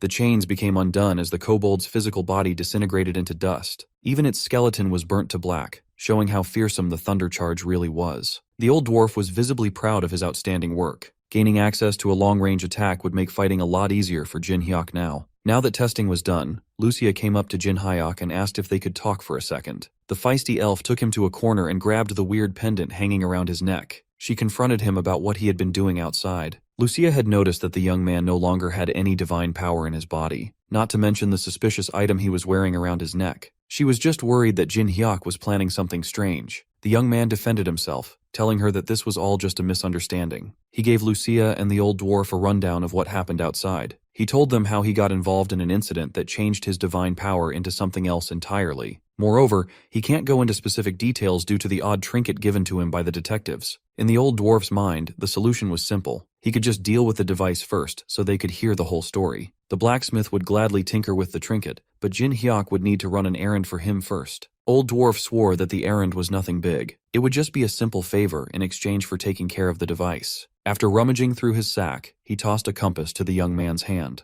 Just by looking at the compass, Lucia seemed to have gathered where the old dwarf was sending Jin Hyuk, and she looked worried. Clueless as to what he was getting into, the young man wondered if he was being sent to a dangerous place. This little errand brought Kang Jin Hyuk to a treacherous and mountainous path that seemingly defied the laws of physics. Using some basic hiking gear, he rappelled down a seemingly bottomless hole. That old dwarf sent him to such a dangerous place just to mine ores. While the young man was struggling, Lucia was just chilling. She even teased him for having a hard time with the descent. She asserted that he must follow her lead and never deviate or go off on his own if he doesn't want to get in trouble. Lucia flexed her acrobatic skills and jumped off the cliff gracefully. Without relying on the safety of a rope, she used her hand to scale down the cliff. Jin Hyuk just sighed. He can't possibly do what she can do so flawlessly. Lucia ragged on him for being too scared. From her perspective, he was just limiting himself and fearing for no reason at all. Without wasting any more time, the elf dove down the bottomless pit, unperturbed as gravity does the heavy lifting. Jin Hyuk considered that she might be right. Maybe he was being too much of a wuss, and he should just trust his improved capabilities. So, the young man released his anxious grip on the rope and followed Lucia on a free fall. He might as well try and experiment with his body just this once. Upon reaching the tail end of the descent, he used his hands and legs to halt his fall. Landing without an inkling of injury beside Lucia, Jin Hyuk finally realized that he was not a normal human anymore. The elf already knew that he had the hardware of a superhuman. He was just limiting himself out of old fears. Taking a break in the middle of the mission, they sat on a steep cliff and talked about what really happened outside. Lucia worried that removing the device might get Jin Hyuk in trouble, but the old dwarf said that it would be fine, so there must be a way. That blacksmith might be a little grumpy at times, but he's truly talented and trustworthy. Even Lucia, who hated the old dwarf's guts, admitted that the old fart is reliable when it comes to things like this. She's pretty curious about the values of karma that came with Jin Hyuk's new class. She asked what her karma level was, and Jin Hyuk answered that she had 82, the highest among the three of them. Jin Hyuk's at 64, and the old dwarf had 72. Considering the rough life that Lucia had led thus far, her karma being the highest did not surprise her. She had to do everything she could to survive after all. Even so, the difference between her and Jin Hyuk was a measly 20 points, and he only killed one person so far. Lucia, on the other hand, had long since lost count. Come to think of it, in the world she used to live in, there were saints who could distinguish good from evil with just a glance. Jin Hyuk asserted that he was far from being a saint, and she agreed. She was just saying that the ability to gauge evil exists in other worlds too.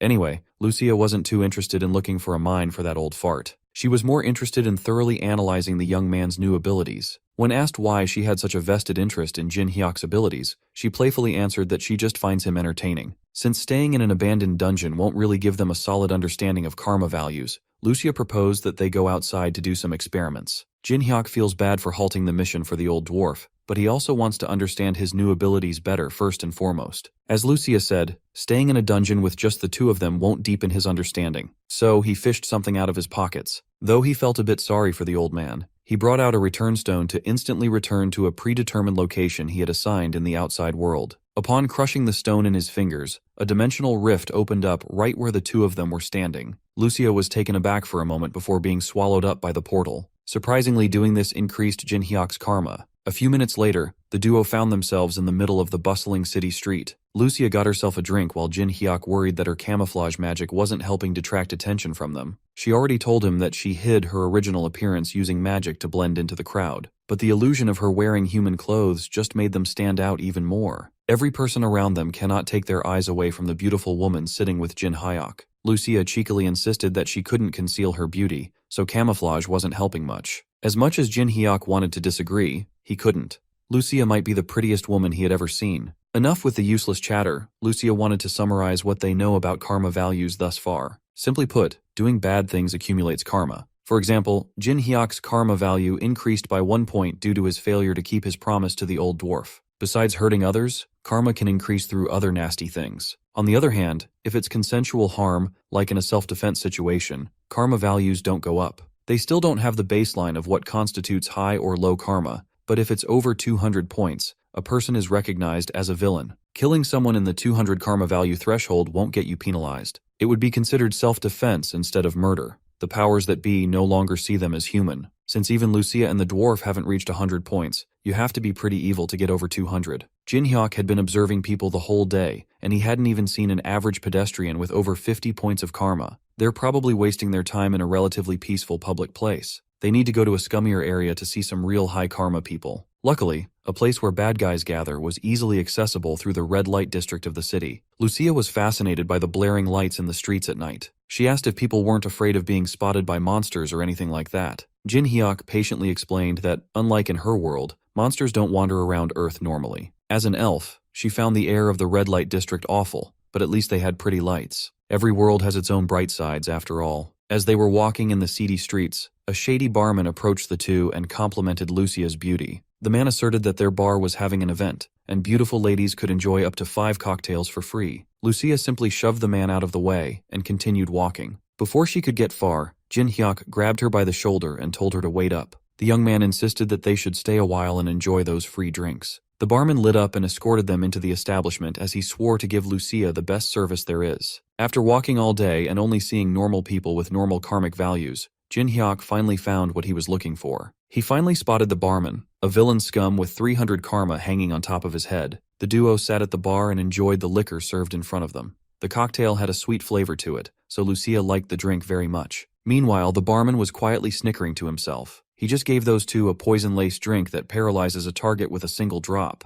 Seeing that the fast-acting poison had seemingly taken effect, the barman signaled a group of thugs he had on standby. The thugs aimed to deal with Jin Hyuk first, but as soon as they got close, the young man asked if they were sure about that plan. Due to his status effect resistant skill activating, the poison in the liquor was useless. Jin Hyuk quickly turned around and delivered a staggering blow to one of the thug's jaws. The young man smiled at the fact that he could finally stretch his limbs against these scrubs. He pulled back and wound up another punch that struck 2 goons at once, a 2-for-1 deal if you will. Based on the distance covered by these flying fools, it was plain to see that the force behind his punches was deadly. Before giving the goons any time to regroup, he pivoted his foot in a sharp motion. He used his other leg to kick another one in the face. One kick was all it took for a knockout. Meanwhile, Lucia slowly opened her eyes as the effects of the paralytic poison gradually dissipated in her body. She turned around and saw a bunch of goons lying on the floor, taken down by Jin Hyuk. Lucia was confused and asked what was happening. Well, the young man was just cleaning up trash. The barman saw everything unfold and finally called his trump card to take action. Buzzcut took his jacket off, and his muscles bulged through his shirt. He knew that he had to take the young man seriously. Buzzcut dashed with impressive force, and the duo just looked at him apathetically. Jin Hyuk fixed his eyes on the man's hulking figure dashing in his direction. Lucia took another shot of the poisoned cocktail and asked if he needed some help. He declined, knowing that he could take another goon by himself. Buzzcut felt infuriated as the duo talked as if he was a non-factor. He swung his best punch only to get stopped by a perfectly timed grab. No matter how hard he tried to push or move around, he could not make Jin Hyuk budge while holding his fist. That meant that the strange young man must be a hunter. Buzzcut looks and fights like a seasoned hunter too. If that was the case, he should be out there hunting monsters instead of playing with gangsters in a seedy bar. Mr. Buzzcut was not expecting to go up against someone like Jin Hyuk in this little operation of theirs. Knowing that he was no match against the young man, he was already mapping out how he could get out of this dicey situation. That's when our boy tilted his grip ever so slightly and broke the man's fist mercilessly. Buzzcut screamed in agony as he felt multiple bones crack and break at the same time. But Jin Hyuk wasn't done yet. To shut Buzzcut up, he launched a punch squarely into the guy's mouth. Buzzcut flew like a loose kite, his momentum being halted by the bar chairs lined up behind him. With every goon taken care of, the only scum remaining was the frightened barman. Jin Hyuk ran like a wild beast and placed the villain in a chokehold, almost crushing his windpipe with relentless intensity. He lifted the barman, cutting off oxygen while he started his interrogation. Of course, it would not be an effective interrogation if he didn't deliver a few hits first. Jin Hyuk indiscriminately painted the bar walls with the villain's blood. By the time he was satisfied with all the punches, the young man's fists were tainted with the barman's blood. He really did a number on the villain's face, making it almost unrecognizable. Jin Hyuk started the interrogation. It was obvious that this was not the first time the barman pulled something like this, and to run this operation, he must have someone backing him up. The barman vehemently denied that he had any backing or anything like that, but there was no way a worthless thug could get away with repeatedly spiking drinks and abducting women without getting caught. Those hired gangsters must also be affiliated with some bigger power. It's impossible to hire them without some organization support. Jin Hyuk looked the villain in the eyes and gave him one last chance to talk. Even after being beaten up and threatened, the barman continued to deny any involvement of a backer. Going this far to not snitch must mean that the barman's incredibly loyal, or whoever's behind everything is scarier than the beating he's taking now. To see which one was true, Jin Hyuk had no choice but to get even rougher. He grabbed one of the barman's feet and started pulling. Confused and scared, the villain started squirming around and screaming.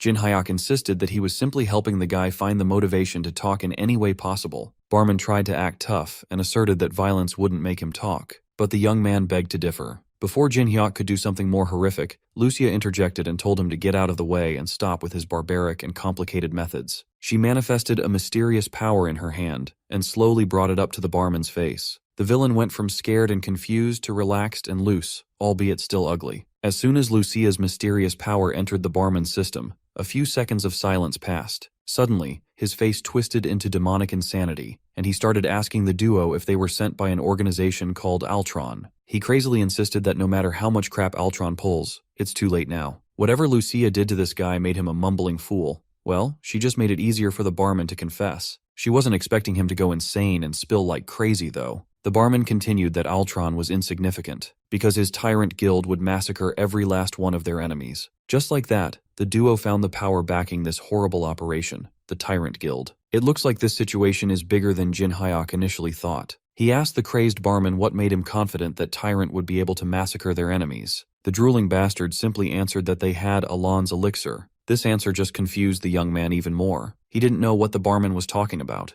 A few minutes later, the police arrived to check the incident out while Jin Hyuk and Lucia dipped out of there. The two of them unexpectedly uncovered a massive conspiracy that goes all the way to the top, with a major guild secretly at the helm. Lucia explained that Alon's elixir is a drug that doubles the user's stats, making it requires countless young women as sacrifices. She never thought that a guild from Earth would be capable of creating something so sinister. She could not believe that a bunch of crazy people were actually trying to create the drug. Alon's elixir existed in her world too. They called it the Queen's Tear. One of Lucia's close friends was sacrificed as fertilizer for that elixir when they were younger. Years later, right after she reached platinum rank, Lucia went on a rampage and personally wiped out the organization behind the drug's production. That explains why she had a grim look on her face ever since they left the bar. The question now would be what they're going to do next. Since the barman spilled that the elixir was almost complete, they just needed to wipe the Tyrant Guild out before its completion. At the same bar, right after the police left the scene, a man covered in all black reported what happened to his superiors. He had a mask and glasses that covered half of his face. Based on his own investigation, the incident in the bar wasn't an internal dispute. What's strange was the perpetrators only killed the barman and left. This bizarre method wouldn't be used by another guild or someone on their side. The masked man's next assignment was to find out who interrupted their operation as soon as possible. He was confident that he could deliver the perpetrators with haste. Let's turn our attention to our friends at the Titan Guild. Currently, the top brass is on an overseas business trip. According to the competent secretary Lee Hyena, the results of their Hong Kong trip were excellent. If their first-half performance continues to improve like this, they might be able to entertain the idea of recruiting 15% more guild members. The guild was thriving, but Titan Guild leader Seo Sangho was not feeling too well at the moment. He was stressing over the news regarding Alon's elixir. Just as he expected, Lee Hyena had never heard of such a thing.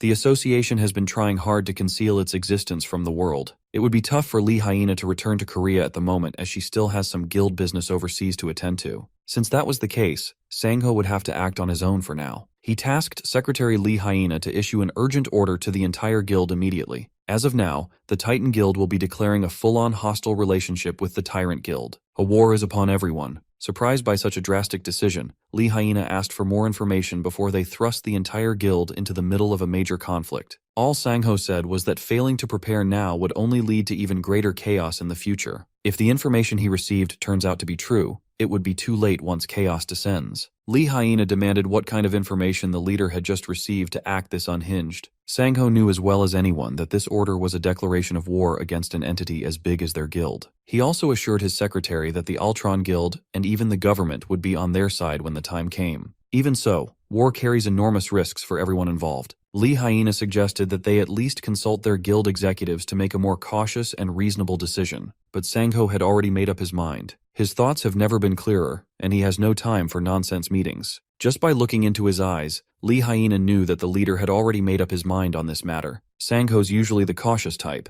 yet he's making such a decisive decision. He understands that she's feeling some reservations about acting blindly without much information at hand. For now, Sangho needs Lee Hyena to trust his call and declare the order confidentially within the guild, while they conduct hushed investigations. The official announcement of war can come later. As for the internal investigations, Sangho already had a few people he wanted more info on. What prompted this sudden shift in Sangho, you ask? Obviously, it was a single text from Jin Hyuk regarding Tyrant's plan to create the sinister drug through human sacrifice. Lucia was just chilling in Jin Hyuk's crib, eating her sweets and nagging the young man regarding his plans. She was glad to know that there were some trusted and level-headed people in this world like Seo Sangho. If no one agreed to join forces and destroy the Tyrant Guild, she would have handled the matter herself. It helped that the method to create Alon's elixir was undoubtedly inhumane. Jin Hyuk asked when the elf would go back to the dungeon instead of emptying his pantry all day, but she refused to go back to the boring dungeon and miss out on the raid against a villainous guild. She reckoned that the Tyrant Guild must not be ordinary hunters if they were crazy enough to concoct something so sinister. Even Jin Hyuk had to admit that he couldn't handle such a large organization by himself. At least not yet. Lucia officially offered her help in wiping out those scum together. Jin Hyuk thanked her for doing so, even if she didn't have to. Suddenly, someone started knocking on the door and calling Kang Jin Hyuk's name. He wasn't really expecting anyone, so this was an unexpected surprise. Maybe it was just a delivery. Perhaps it was something more. Maybe it was the masked man sent to investigate what happened in the bar. He had a magical compass that could track people through blood. He used the barman's blood to track down the traces left on Jin Hyuk's body. From the bar, he didn't even need a car to traverse the rich cityscape flawlessly. Using the roofs of every building on the way, the masked man started his hunt. Finally, he landed in front of an apartment building after pinpointing the blood's direction. He stared at the humble home and could not help but feel a little odd. For a second, he thought the house looked a bit hazy, but he just chucked it up to his imagination. He also recognized the address as the house of the hunter who dealt with the Leviathan a few days ago, which could mean that the two incidents might be somewhat related. But it doesn't really matter to the masked man. He was tasked with a job and he'll do it. Suddenly, he manifested a thick needle emanating a sinister aura from out of thin air. He plans to catch and ask his target a few things. Jin Hyuk walked to the doorway and asked who was on the other side.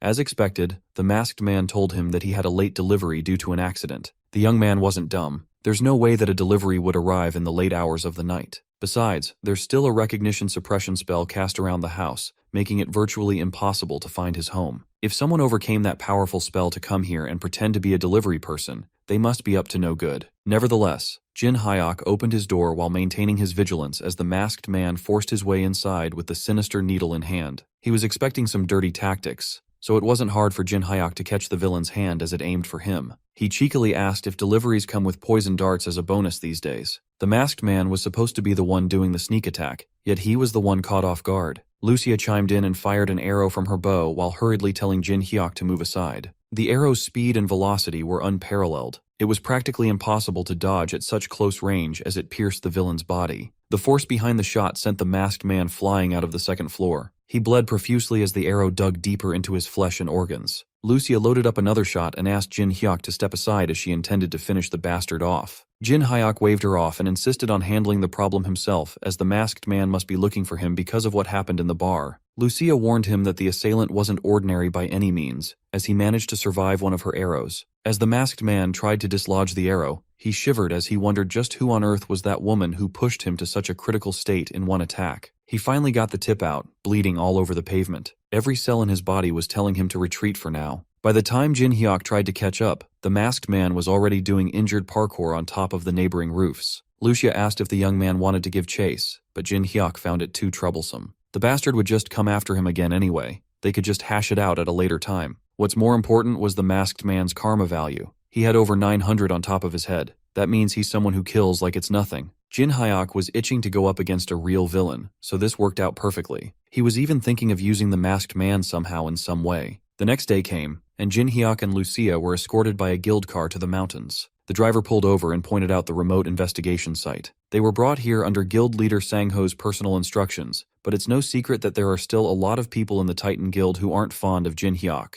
Looking at the troops gathered at the foot of the investigation site, the young man assessed that half of them were A-rank hunters, or higher, an elite group through and through. As for the guy at the helm, it was the asshole who tried to pick a fight with Jin Hyuk back then. It looks like Executive Han Yong-seok will be taking the lead on this operation. Right from the get-go, Jin Hyuk could already sense a bad feeling that this mission was about to get annoying really fast. The executive formally introduced himself as the head of the operation. Much to Jin Hyuk's surprise, the bastard brought up the fact that they met one another during the last airstrike. The young commented on the executive's changed personality, as he seemed much more amicable and kinder today compared to before. Yong-seok cleared his throat and awkwardly apologized for his behavior from that time. He just got a little too excited in his efforts for the guild, so he wanted to take this opportunity to say sorry about their first encounter in hopes that it won't affect today's operation. Yong-seok also asked who the woman that Jin Hyuk had brought was. The young man introduced Lucia as a skilled colleague who wouldn't be a hindrance to the mission. There was no mention of any other additional personnel, so the executive was a little rattled. But before he could protest, the recon team they sent ahead had come back. Yong-seok excused himself for a moment to listen to his scout's report. Sure, the bastard might have apologized on the surface, but he was still looking down on Jin Hyuk and Lucia, thinking that they were merely C-rank noobs. It doesn't matter how strong they are anyways, this four-eyed bastard has his own agenda in this mission after all. Lucia immediately picked up on the executive's duplicitous nature and consulted Jin Hyuk if they would just let the guy lead. He assured her that they'd be fine. More importantly, someone has been tailing them since earlier. Both Lucia and Jin Hyuk clocked their not-so-covert tail long ago. The young man opted to let this pursuer be, as they could use him elsewhere later. Before the raid started, Jin Hyuk handed Lucia a bright magical crystal. The little gem is a communication item. It allows contact with anyone within a 10-kilometer range.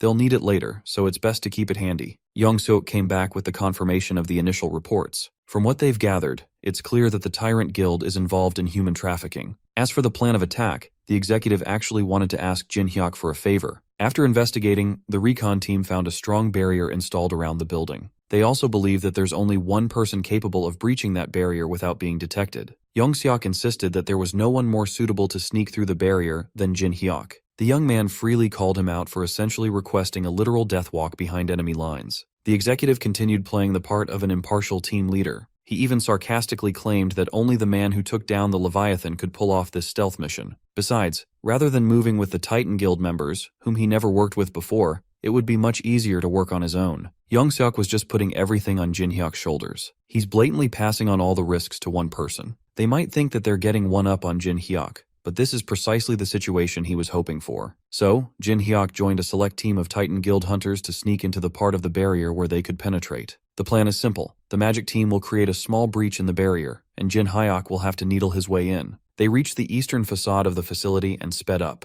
This incompetent magic team can only sustain a small breach for a few seconds, so Jin Hyuk needs to act fast and run with all his strength. Without wasting another moment, they started working on the barrier to give the young man a sliver of entry point. Jin Hyuk doesn't even mind that he is getting played and deliberately delivered to the enemies. He was just curious as to what the Tyrant Guild was hiding in these mountains. As soon as the breach was established, he ran inside the barrier and excitedly looked around the compound. Jin Hyuk hit the brakes and summoned his trusty bat, only to see an odd sight in front of him. The appearance of the base inside was completely different from what it looked like outside. The protective barrier must have been layered with a distortion effect. First things first, He needs to find the entrance to this massive base camp. After a few minutes of walking around without action, he found it odd that there were fewer guards than he expected there to be. The first guard he spotted was posted up near the barrier, seemingly guarding an entrance. If there's a guard, there must be something that needs to be guarded. This was Jin Hyuk's most promising lead yet. He took to the air and raised his bat, imbuing his monstrous strength on his wind-up. Jin Hyuk swung his bat, and much to his surprise, the guard standing by turned to smoke as his weapon hit the ground.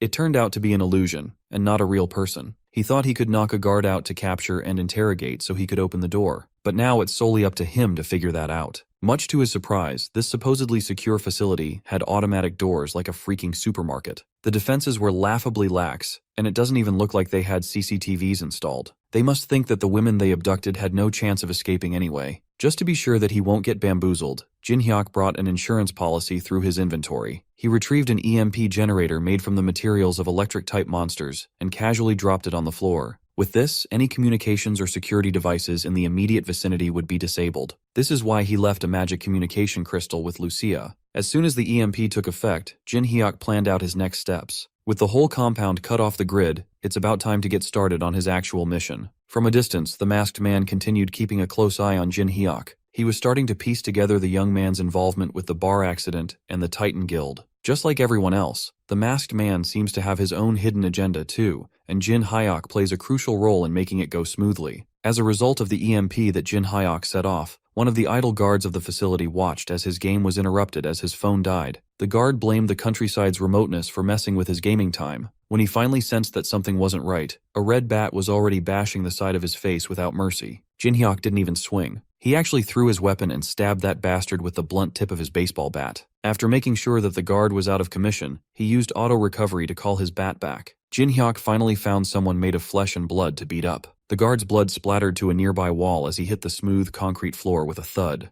This dude he just killed wasn't a hunter. He was just an ordinary guy, but he had a whopping 800 karma hanging over his head. This place is undoubtedly full of vile, inhuman trash. Now Jin Hyuk can wipe out everyone involved in this operation without hesitation. Upon entering the locked gate, he was greeted by a long hall of prison doors. This must be the place where they've been keeping all the abducted women. The living conditions in each cell were abysmal. They were chained up like animals waiting for their turn to be used as fertilizer for that damned elixir. Jin Hyuk's thoughts was interrupted by a man's voice asking who he was. One of the cells in this prison row was different than the rest. Instead of a woman, a dude was imprisoned in one of them. Jin Hyuk also recognized the uniform that the man was wearing. The uniform of the Tyrant Guild itself. Mr. Prisoner warned the young man to run away before it was too late, as everyone in this facility had already gone insane. Outside, the scummy team leader looked at his watch and timed Jin Hyuk's infiltration. It's been a while since the young man went in, and things are still quiet. Maybe it's time for the main force to move too. Young-sok ordered his men to push and go on standby near the facility, ready to go in if anything unusual happened. As soon as he gave the go signal, the Titans rushed forward like a flock of flies with their black jackets. Lucia just stood there, unmoving and nonchalant. Young-sok can't figure out what her deal was. Finally, the four-eyed bastard joined his men to stand by while Jin Hyuk did all the work inside. Lucia wonders if it's time for her to do her part too. Before the mission started, Jin Hyuk swore to deal with the situation inside the building on his lonesome. Her job would be to keep a close watch on the Titans outside. They still don't know what Hang Young-suk might try to pull, so Lucia has to be vigilant. The young man warned her not to get too involved, but that's never been her style. Back inside the facility, Mr. Prisoner introduced himself as Young Dae-yoon. Jin Hyuk asked the dude why a Tyrant Guild member like him would be in such a sorry state. Dae-yoon confessed that he was imprisoned for trying to kill Elan herself. Right now, they're just keeping him alive for his expertise in illusion skills. That distortion effect on the protective barrier and the fake guard must be his doing. Jin Hyuk was curious why this guy would try to flush his guild's research down the toilet. It was simple, really. Dae-yoon just couldn't stomach seeing his colleagues throw women to monsters as bait. He reached his limit and tried to take Elan down once and for all, only to get caught and imprisoned. Jin Hyuk was pleasantly surprised to see a reasonable Tyrant Guild member like this guy. Even his karma score was low, only at 62. The young man formally invited Dae-yoon to work together and take down this damned facility. Meanwhile, the grunt assigned to monitor the control room was sleeping soundly in his comfortable office chair. Finally waking up, he realized that he must have dozed off on the job again. He always gets sleepy at this hour, so it was nothing new, and nothing ever happened in this place, so it was fine. Instead of waking up to live feeds of the entire facility, he woke up to black screens. He looked around to try and understand what was happening, but to no avail. Panicking, he tried to turn the system back on, but the problem was the power source fried by Jin Hyuk's EMP. Every electronic device, including smartphones, was out of commission. The entire computer system is down, and he slept through it. The control room guy is in the running for Employee of the Month. Right outside the command center, a few of the tyrant boys were playing some cards to pass the time. They were having a jolly old time until the control room guy started yelling about some emergency. The tyrant boys were alarmed, and worse of all, their game was interrupted. The control room guy informed everyone that the entire system was completely offline. To make matters worse, all the women are gone from their prison cells. They have an intruder that plunged the whole place into chaos. The team leader split their forces into two. Team 1 would head to the Elan production room, while Team 2 looked for the intruder and the women. As for the dumbass that let it happen, the control room dude was tasked with finding a way to contact the headquarters no matter what. Every single prison cell had been opened, freeing the abducted women. Right now, they're heading for the nearest exit with their lives on the line. Daeyoon knew the layout of the facility, so he led everyone to the optimal path. They've gotten so close, and yet so far.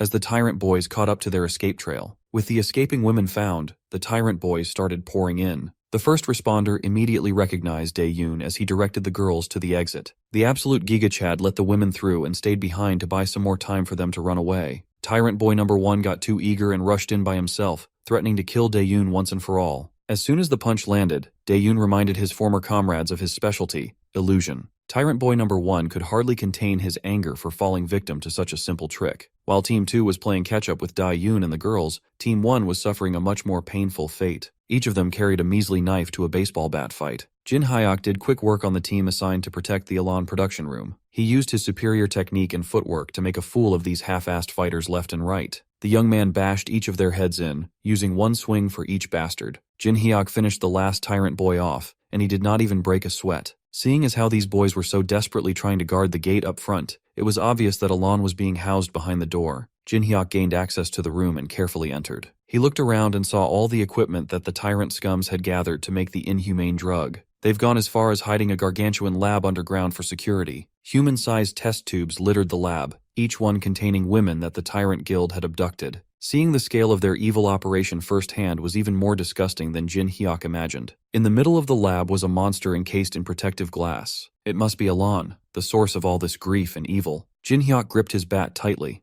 The monster doesn't seem to be reacting to his presence. It's entirely possible that it was sleeping. With a smile on his face, the young man called onto the lightning dwelling inside his weapon and took on a batting stance. If everything works out, he could finish this thing once and for all. But that would be too easy. Elan must have sensed danger and woke up. She broke through the protective glass and sent her tentacles hurtling forward ferociously. Jin Hyuk had to move and dodge on the fly as the fast-moving tentacles aimed at his vital points. His lightning attack had to be cancelled. He observed the movements of the tentacles, and his fear grew. With how heavy and fast those things attacked, if he got hit in the wrong spot, he would be done for. For now, all he can do is go on the defensive while waiting and hoping for an opening to strike. Jin Hyuk forced himself to lock in. He must remain calm if he wants to stay in one piece. For those of you hoping for a cute tentacle girl, we won't be getting that today. Elan looked like a crackhead with tentacles. Finally, the crackhead beast broke free of her glass encasement, sending thousands of sharp shards flying everywhere. It's starting to look like our boy is totally outclassed this time around. Jin Hyuk activates hard skin, giving himself extra protection. He quickly dodges an attack and pushes forward, determined to end the fight. However, a powerful attack nearly breaks him, making him realize how strong his opponent is. Afterwards, he steadies himself and prepares for another move. His enemy is not going down easily, so he must fight even harder. With renewed focus, Jin Hyuk delivers a final attack, determined to end the fight against the monster that devours people. He barely manages to take care of it. As he looks around, he notices a strange item, Al-Raune's magic stone. Examining it closely, he realizes it can't be appraised, but based on its size and shape, it resembles a magic stone. Deciding to get answers later, he plans to ask the dwarf uncle about it. Jin Hyuk wonders if he should check what's happening outside. He reaches out to Lucia, asking if she can hear him clearly and how things are going on her side. He wants to know if the girls managed to escape safely. Lucia responds, explaining that a man and the girls have headed down the mountain. However, the ones chasing them are dressed the same, which seems suspicious. Lucia listens as he clarifies that the man was once captured for betraying the tyrant but seems trustworthy. They decided to work together, and now he is our ally. Jin Hyuk reassures and confirms that they are on the same side. Now that the situation is clearer, Lucia asks about something more important, checking if Al-Raun has been dealt with. Afterwards, Jin Hyuk reassures that Al-Rauni has been taken care of properly, and that he has also secured the magic stone.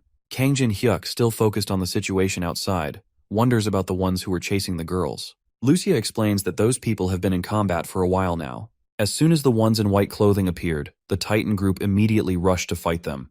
However, something about the battle seems unusual. She observes that the ones in white ate something, and after that, their appearance changed. Now the Titans, who initially had the upper hand, are starting to struggle. Jin Hyuk wonders if the strange transformation is related to what someone mentioned earlier, Alraun's drug. Realizing the danger, Jin Hyuk knows it will be a big problem if the Titan Guild collapses now. Despite finding the Titan members annoying, he understands that stopping the Tyrant Guild takes priority at the moment. He asks Lucia if she can assist them in the fight to prevent things from getting worse. Lucia understands the plan and agrees to take care of the white-clad enemies. She reassures Jin Hyuk that he can count on her, but in return, she demands a large supply of sweets as a reward. Meanwhile, Jin Hyuk senses that everything on Lucia's side is falling into place. Confident that the battle is nearly over, he calls out to someone hiding nearby, referring to them as Mr. Delivery Man. A mysterious figure steps forward, surprised that Kang Jin Hyuk noticed him. Moreover, Jin Hyuk wonders if he is his target, or if he is also after Alraun's magic stone. However, he reveals that his goal was initially the same but has now changed. Kang Jin Hyuk warns him that he will regret whatever choice he just made. As they engage in battle, the enemy is shocked by the incredible reaction speed, something far beyond what an average C-rank hunter should be capable of. The bastard recalls the moment when our guy blocked the poison darts earlier, wondering if it was truly just luck. Despite his doubts, he reassures himself that, in the end, the guy he is dealing with just a C-rank hunter. He activated his ability, preparing to finish him off. However, as he attacks, he realizes something unexpected. Jin Hyuk is wearing armor. Afterwards, he attempts to retreat, but before he can get away, he feels a sharp force stopping him. Jin Hyuk is not letting him escape this time. The enemy barely manages to block the attack. Doubt creeps in as he realizes that Ji Hyuk is much stronger than he first thought. Frustrated, he shouts, promising to get revenge, unable to accept that he is being beaten. But Jin Hyuk declares that there won't be another chance, believing this place will be his final resting place. With all the fallen taken care of, the focus shifts to the injured. Ensuring their safety is the next priority. Meanwhile, a report must be made. The discovery of hidden drugs by the tyrants comes as a shock. Without unexpected help from a mysterious woman, survival would have been impossible. Her arrows carried power nearly equal to an S rank, yet no known female hunter has ever displayed such strength. With the situation under control, the wounded are sent to the hospital, and all possible evidence is taken care of. With the tyrants seemingly handled, attention turns to finishing the welcome party properly. However, before they can proceed, someone arrives, breathing heavily, carrying an urgent message. He reveals that the Tyrant Guild leader and their strongest members are on the way. The mere mention of Chowan Cheol, an S-rank hunter, makes it clear that staying would be a mistake.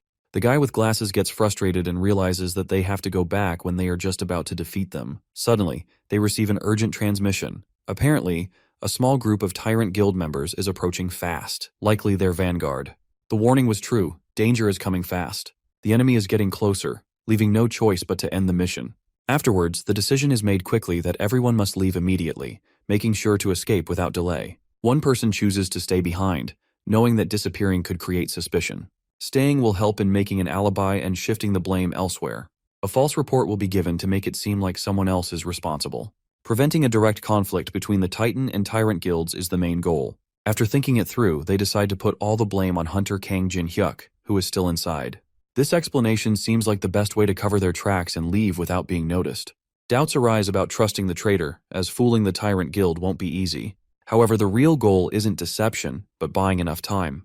That time will be used to prepare for a war. Once the truth is revealed, justification will be on their side. This moment is the perfect chance to attack and completely eliminate the enemy. Afterwards, Lucia questions if the person standing there is the one Kang Jin Hyuk mentioned. There is no time to waste. Kang Jin Hyuk is waiting inside. Everything is progressing more smoothly than expected. As they arrive at their destination, our boy promptly updates his fellows regarding latest reports, confirming that he has taken care of the pursuer.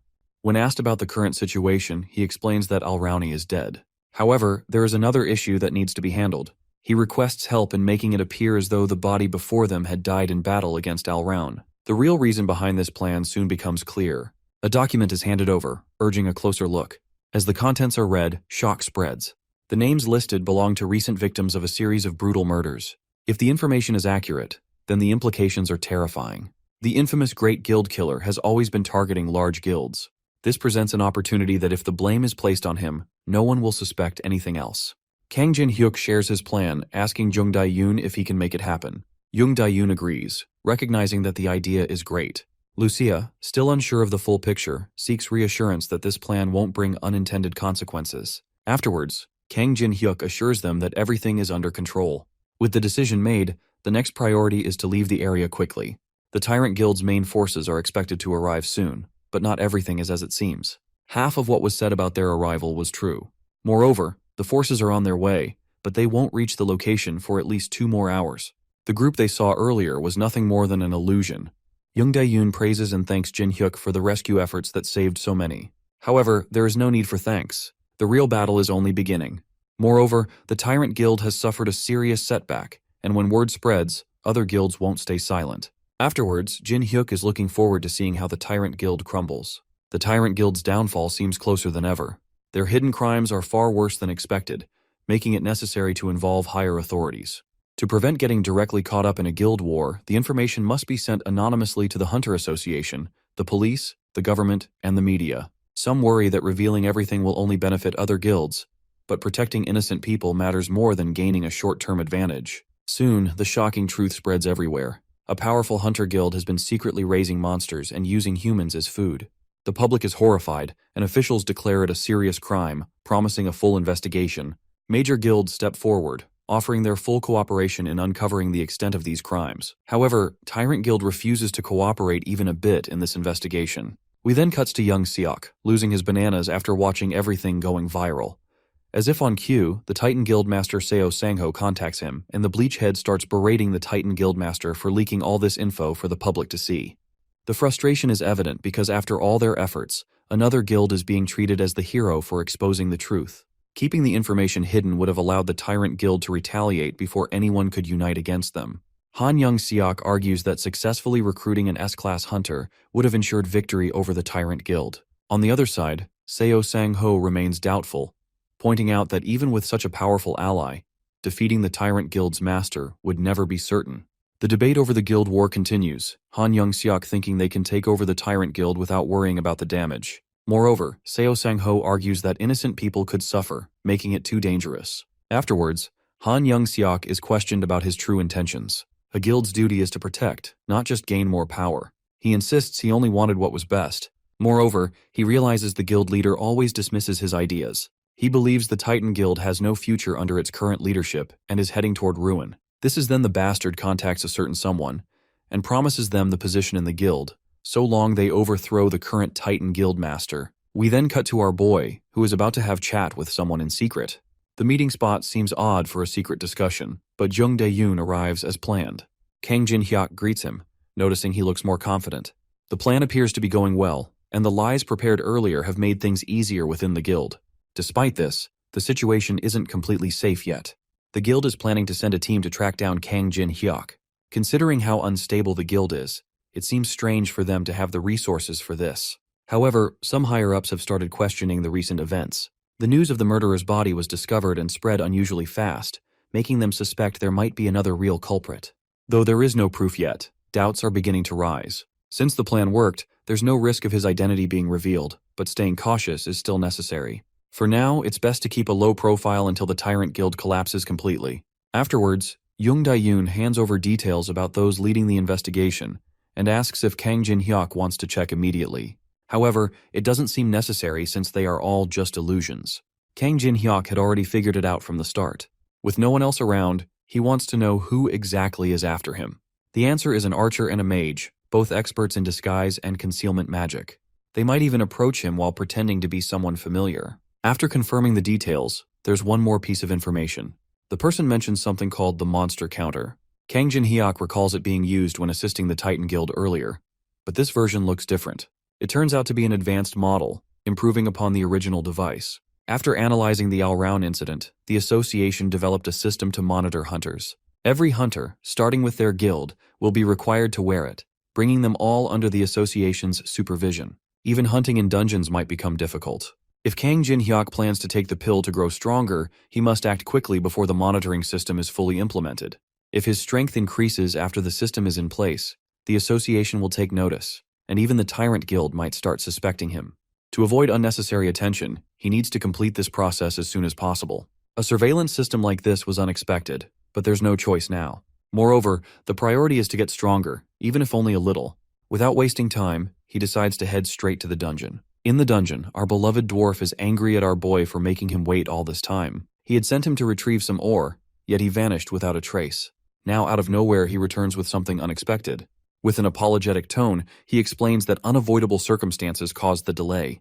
After weeks of silence, he finally returned, acting like nothing had happened. The frustration is obvious. He quickly apologizes, trying to explain that he had something important to do. But that didn't change the situation. The item he brought wasn't just any material. It was cursed, filled with the grudges of many. Dwarves who were sensitive to curses wouldn't even go near it. Lucia had left earlier, saying she had something urgent to handle. Now, it seemed like it was connected to this.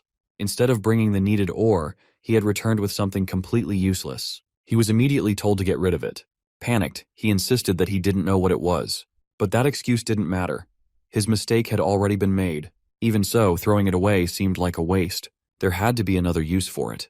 Then, there was only one option left. Moreover, Lucia's words from earlier suddenly made sense. She had hinted that our dwarf would not be able to deal with the stuff our boy brought. Now it was clear why she had said that. There was a place below the cliff he had visited. A place known as the Temple of the Dragon. A key was given with instructions to unlock the temple and remove the curse from the ore. If successful, a weapon even stronger than the current one would be made in return. There was curiosity about whether the key would really open the temple. The answer was yes, but a serious warning followed that this place is not an ordinary temple. It was far more dangerous than any dungeon faced before. Going in unprepared would be too risky. The decision was made to leave for now. No matter how far they have traveled, safety is more important. Kang Jin-hyuk watches Lucia speed ahead, realizing how quick she is. As he thinks about preparing for the upcoming challenge, only potions and scrolls come to mind. But he feels that might not be enough. Before he can ask Lucia for advice, he notices his food supply disappearing and catches her eating what was supposed to last a month. Before he can react, a call interrupts him. Secretary Lee Haina from the Titan Guild urgently asks for his help, mentioning the guildmaster Sang-ho. Her desperate tone makes him curious about what might have happened. Afterwards, Kang Jin-hyuk rushes to the location after hearing the urgency in Lee Haina's voice. When he arrives, he finds Sang-ho in critical condition, covered in blood and barely holding on. Lee Haina desperately tries to reassure him. Jin-hyuk quickly moves to provide first aid, knowing there is no time to waste. He pours a potion over the wound, easing some of the damage. Though the worst seems to have passed, he needs answers. Looking at the injured man and the shaken secretary, he wonders what exactly happened to lead to this brutal attack. Sang-ho struggles to speak. He explains that it was a trap set by his own guild members. After returning home, he attended a guild event, expecting a normal gathering. However, something felt off when he noticed only Han Young-seok's faction was present. Before he could react, it was too late. The drinks had been poisoned. His body weakened rapidly, but he pushed through, fighting with everything he had to escape. Even with all his strength, he barely made it out alive, collapsing from his injuries. Jin-hyuk listens carefully. Even with poison in his system, ordinary guild members shouldn't have been strong enough to overpower Sang-ho. He wonders what else might have happened. Before he can ask, Sang-ho trembles in pain. Moreover, Sang-ho's condition worsens as the wounds that were healed by the potion start reopening. The poison from the party must be much stronger than expected. Jin-hyuk quickly realizes they need to act fast. He wonders if anyone knows exactly what kind of poison was used and whether an antidote exists. Hyena hesitates, explaining that standard hunter antidotes won't work in this situation. Afterwards, Jin-hyuk suggests taking him to a hunter-specialized hospital, but Sang-ho reminds them that going to a hospital would only expose their location, and their enemies would find them in no time. Jin-hyuk considers their options and suddenly asks Hyena if she has a car. She is confused about where they are going. He tells her to prepare to leave immediately. They are going to his home. Moreover, she is surprised and wonders if he has an antidote there. Jin-hyuk reassures her that he doesn't, but he might have another way to treat the poison. Hyena quickly agrees and rushes to get ready, determined to drive as fast as possible while Jin-hyuk stays behind to keep an eye on Sang-ho. As they near their destination, Jin-hyuk urges Sang-ho to stay awake and hold on a little longer. Hina suddenly notices something concerning. She wonders if Jin-hyuk has seen the car following them. Afterwards, Jin-hyuk quickly glances back and realizes it's the same vehicle they spotted earlier in front of the house. Hyena confirms his suspicion that they are being followed. Jin-hyuk realizes he can't go straight home while being followed. With no other option, he decides to change plans. He instructs Hyena to follow his directions carefully and take a different route. As they reach a specific point, Jin-hyuk prepares to confront Kang Jun-tae. He tells Hyena to drive straight to his house while he stays behind to handle the situation. His colleague has already been informed and will let her in upon arrival. Kang Juntae, expecting to find Seo Sang-ho, is surprised to see a stranger standing in his way instead. Moreover, he wonders if Jin Hyuk truly intends to stop him alone. Meanwhile, Jin Hyuk studies him closely, wondering if this man is the only tracker or if someone else is. Afterwards, Jin Hyuk wonders why Hina isn't heading to the house as planned. Before he can question her further, she suddenly shouts for him to escape at all costs, and then she reveals the terrifying truth. The man chasing them is an S-class hunter. Shock hits Jin Hyuk as he hears the name Kang Juntae. His presence detection skill activates, confirming the immense power. The force of Kang Juntae's aura spreads across the area, making it clear that this is no ordinary opponent. Jin Hyuk struggles to hold his ground. Hina asks if he is okay, but he barely manages to respond, realizing he can't last much longer. He urges her to escape immediately, promising to find a way to catch up later. Hyuna is unwilling to leave him behind, but he insists. Understanding the danger, she finally agrees and rushes away. However, Kang Juntae refuses to let his prey escape so easily. He moves to intercept, determined to stop them. Jin Hyuk throws himself in the way once again, frustrating the S-class hunter. Juntae wonders why this man keeps interfering with his plans. Jin Hyuk does everything he can to buy time. Hina is now a safe distance away, hoping that Jin Hyuk will survive and return alive. Moreover, Jin Hyuk realizes the intensity of the situation. Kang Juntae, clearly annoyed, wonders why someone like Jin Hyuk is interfering, and warns him to step aside if he values his life, claiming he is too busy to deal with distractions. Jin Hyuk refuses to back down. He wonders if Juntae truly believes he would just run away in fear. Before Jin Hyuk can react, Juntae moves with speed. Each attack is not just fast but dangerously powerful. Every strike forces Jin Hyuk to dodge desperately, knowing that even a single hit could end him. Afterwards, Juntae taunts him to keep going, eager to see how long he can last. His attacks grow fiercer, and Jin Hyuk realizes that if he takes a direct hit, it will be over. Thinking quickly, he activates his inventory and equips his mithril chainmail armor. The unique effect immediately takes hold, reducing both physical and magical damage by half. As the next attack hits Jin Hyuk, he realizes just how close he came to death. If not for the armor he had prepared in advance, he wouldn't have survived that last attack. Juntae observes him, noting that he hadn't expected Seo Sang-ho to have someone this skilled under him. But then, something clicks in his mind. He wonders if Jin Hyuk is the C-class hunter rumored to have captured a new type of monster. The name sounds familiar. Han Young-seok had mentioned someone like him before, someone who was quite close to Seo Sang-ho. Afterwards, Jin Hyuk quickly realizes that his identity has been exposed. Even if he manages to escape now, it's only a matter of time before they track him down. His house won't remain safe for long. Before he can think further, he realizes that he can even escape from someone as powerful as Juntae. Afterwards, Juntae makes an unexpected offer. He tells Jin Hyuk to forget about Seo Sang-ho and join forces with him instead. The new Titan Guild needs someone like him. Jin Hyuk rejects the offer, standing firm in his decision. We then cut to Lucia, who is trying her best to heal the guildmaster, but she reaches her breaking point, realizing she can't push any further at the moment. Stepping back, she wonders if it's best to go outside and discuss the situation.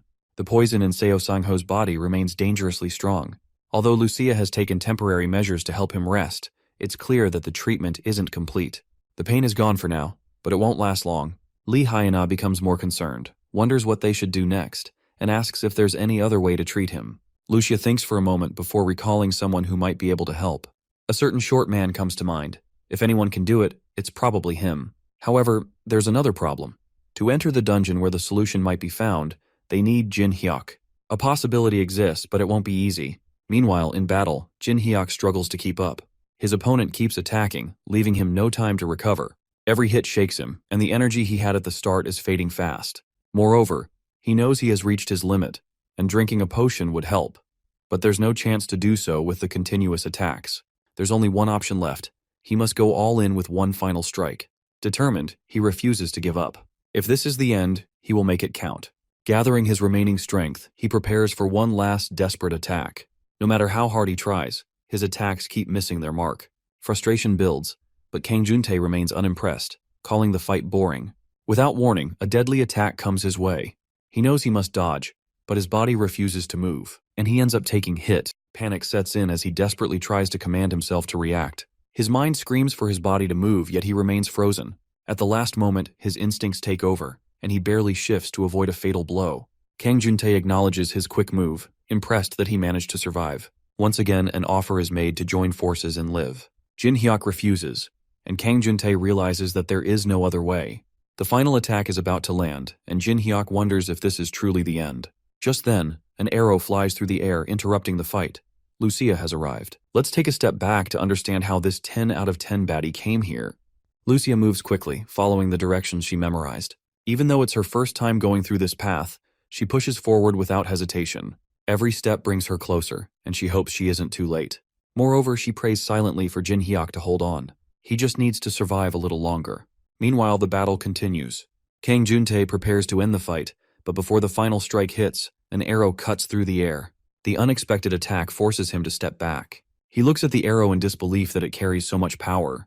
Jin Hyuk is struggling to stay and recognizes the arrow immediately. Lucia has arrived just in time to save Jin Hyuk, surprising their enemy with her strength. He initially underestimates her, thinking she isn't a real threat, but quickly realizes his mistake when she easily blocks his attack. Shocked by her power, Kang Juntae struggles to understand how she can match him. Meanwhile, Lucia remains focused, knowing this isn't the time for lessons. She needs to end the fight quickly. Lucia breaks the enemy's spear with her hands, leaving him in shock. He struggles to understand how he is being pushed back so easily. The thought crosses his mind that she might be an S-class hunter from another country, as he would have known if such a powerful hunter was in the area. Jin Hyuk, still recovering, is equally stunned by her strength. Afterwards, Lucia sees that he can move and gives him a choice, asking Jin Hyuk whether she should finish their opponent or leave it at this. Jin Hyuk advises her that there is no need to get further involved. Also, he suggests Lucia end the fight, but Kang Juntae refuses to acknowledge defeat. He realizes, however, that continuing would only bring unnecessary risk, so he agrees to stop for now, though he masks it with arrogance. Afterwards, Lucia teases him, but he remains firm and says that he will remember this day. Before leaving, he issues a final warning, declaring that the next time they meet, both she and Jin Hyuk will face their end. And with that, he disappears. With the fight over, Lucia finally helps Kang Jin Hyuk recover and reassures him that his condition isn't as bad as expected. And to his surprise, his wounds heal completely. Grateful, he thanks her, impressed by her combat skills and healing abilities. Lucia takes pride in her strength, teasing him about finally recognizing her greatness. Afterwards, Jin Hyuk jokes about her being an overpowered character, explaining that it's a compliment. Then, he asks Lucia about guild leader Seo Sang-ho, to which she responds that he is resting at home, but without proper treatment, his condition remains critical. They consider the possibility that the dwarf they encountered earlier might have the antidote, making it clear they can't afford to waste time. Afterwards, they prepare to head back immediately. Moreover, Lucia warns Jin Hyuk not to overexert himself, reminding him that his wounds could reopen if he isn't careful. With his identity exposed, Kang Jin Hyuk knows that danger comes at any moment. He insists that they need to act quickly, but their priority remains saving Seo Sang-ho. Arriving at their destination, Uncle is frustrated, pointing out that Jin Hyuk failed to bring the ore needed for purification. Instead, he has brought a poisoned person, making it difficult to proceed. Jin Hyuk apologizes, explaining that things didn't go as planned, but promises to make it up later. His main concern is saving Seo Sang-ho. However, the situation worsens when they learn that the poison affecting Seo Sang-ho is basilisk venom. An antidote is needed, but the necessary materials aren't available in this location. Jin Hyuk wonders if his uncle might have the antidote. Afterwards, he responds that he isn't a magical treasure chest that holds everything. Meanwhile, Seo Sang-ho turns to Jin Hyuk with curiosity, wondering about this place. Jin Hyuk acknowledges the question but avoids a full explanation, simply suggesting to think of it as one of his abilities for now. Kang Jin Hyuk considers the risks of revealing this secret place but decides to trust the guild leader, just as the guild leader had trusted him first. The uncle hands over a medicine, explaining that it will only buy them time. At best, it will last for half a day, and if they fail to find the antidote within that period, Seo Sang-ho won't survive. Jin Hyuk asks if there are any other treatments, but the response isn't hopeful. A hunter-specialized hospital might have the antidote, but as Seo Sang-ho had warned, their enemies would track them down the moment they went there. But this is then my guy remembers something. Later, they return back to Earth and he is having conversation with our girl. They discuss the possibility of secret places where an antidote might exist, though none are known for certain. Despite buying some time, they still don't have a real solution. Afterwards, Jin Hyuk mentions one last possible method. If this doesn't work, they will have no more options left. He then makes a call. The person on the other end is surprised to receive a call so late at night and asks why he is calling. Jin Hyuk gets straight to the point, asking if they have an antidote for basilisk venom. The person responds that he doesn't have the antidote but knows a backdoor doctor who might. When asked why he needs it, Jin Hyuk simply states that it's urgent. The person agrees to introduce him to the doctor and asks if he wants them to come discreetly. Since Jin Hyuk is considered a VIP, they promise to handle it carefully. Soon the doctor arrives as planned. Jin Hyuk assures everyone that the antidote is on its way, bringing relief and even tears of gratitude from her eyes. The doctor successfully removes the poison from Seo Sang-ho's body. However, he explains that it will take at least 2 weeks for his body to fully recover and regain movement. Until then, complete rest is necessary. Afterwards, Kang Jin-hyuk realizes that Seo Sang-ho's 2-week recovery period causes a major problem. During this time, he won't be able to withstand the Titan Guild's pursuit, even with Lucia's help. More importantly, after his recent battle with Kang Jun-tae, he has come to identify his own weakness. Moreover, he acknowledges that he underestimated the power of an S-rank hunter and overestimated his own abilities. Afterwards, Lucia points out that he seems burdened by unnecessary worries. Jin Hyuk admits that after facing an S-rank opponent, he understands just how weak he currently is. However, she assures him that although he is weak now, he has the potential to grow stronger. A risky method to gain strength is presented to him by Lucia, and Jin Hyuk declares that he is willing to do whatever it takes to become stronger. The next day, my guy is ready to make trip to the Dragon's Temple, gathering 50 explosion scrolls, 300 mana potions, and 300 health potions, and ensuring that his armor and weapon are ready. He also confirms that he has a return stone in case of emergencies, securing an escape route. Before leaving, he entrusts Seo Sang-ho and another ally to Lucia, asking her to take care of them in his absence. Moreover, Lucia warns him about the extreme dangers of the Dragon's Temple, reminding him that if he gets greedy or pushes too far, he could die. Jin Hyuk acknowledges the warning and promises to use the return stone if the situation becomes too dangerous. As he prepares to go, Secretary Lee apologizes and blames herself for the risks he is taking. Afterwards, Kang Jin-hyuk reassures Secretary Lee that there is no need to apologize, as he also seeks revenge. Moreover, he tells Lucia that she is the only one he can rely on while he is away, and asks her to wait for his return. He is determined to come back stronger no matter what. Upon arriving at the Dragon's Temple, he recalls Lucia's warning not to get greedy and to leave once he feels strong enough. However, he dismisses the idea of playing it safe. His goal is clear. He refuses to leave until he is powerful enough to defeat an S-rank opponent. Kang Jin-hyuk keeps walking but doesn't see anything for a long time, making him wonder if he's on the right path. Suddenly the area lights up, revealing strange suits of armor. At first they look like decorations, but something about them feels off. Afterwards, he quickly realizes they are actually enemies. Instead of feeling scared, he sees this as the kind of challenge he was looking for. As the fight begins, he notices that the armored figures may look strong, but they aren't very powerful. Then he figures out their weak point. He needs to destroy their cores. Afterwards, Kang Jin-hyuk isn't worried about the armored monsters. He has the perfect weapon to deal with them. He unleashes a powerful burst of electricity, targeting their cores all at once. He wonders how the metal creatures are handling the shock and how the electricity tastes. At the Titan Guild's office, Han Young-suk's expressions are filled with frustration, and his blood boils because of Kang Jun-tae for messing up catching one drug-addicted fool and making things so complicated when they weren't meant to be. Turning to his assistant, he demands an update about what happened to the executives who supported Seo Sang-ho. So the assistant informs him that they have been confined to their homes and are being thoroughly monitored. The Titan Guild members have cut off all communication lines, like the internet and phones.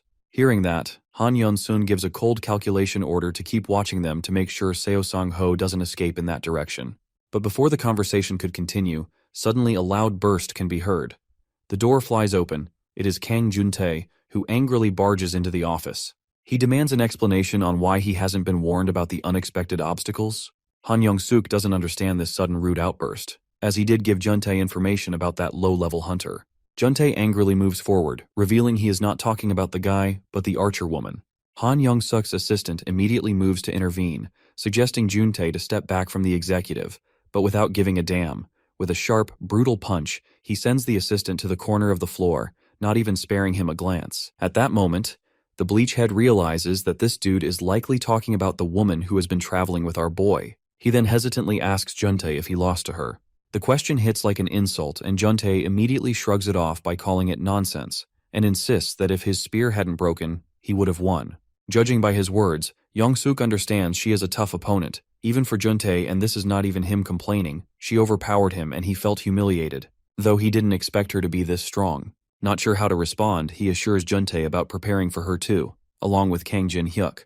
However, he reminds Jun-tae to finish Sang-ho as quickly as possible.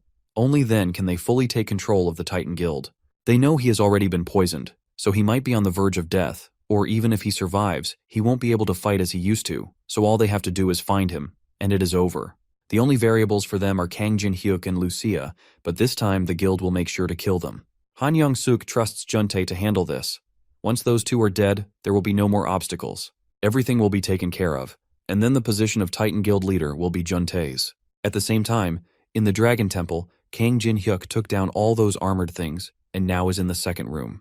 Then, in a dull light, he spots a throne, and upon it, a figure is seated. Something is definitely off. Their karma level is at 0. The old man sitting on the throne is excited to see a new challenger after so long. Kang Jin-hyuk respectfully asks about him, and confronts the man that he knows this man is not someone ordinary. This makes the old man intrigued to know if this assumption is because he has 0 karma, which makes Jin-hyuk wonder how he knows it.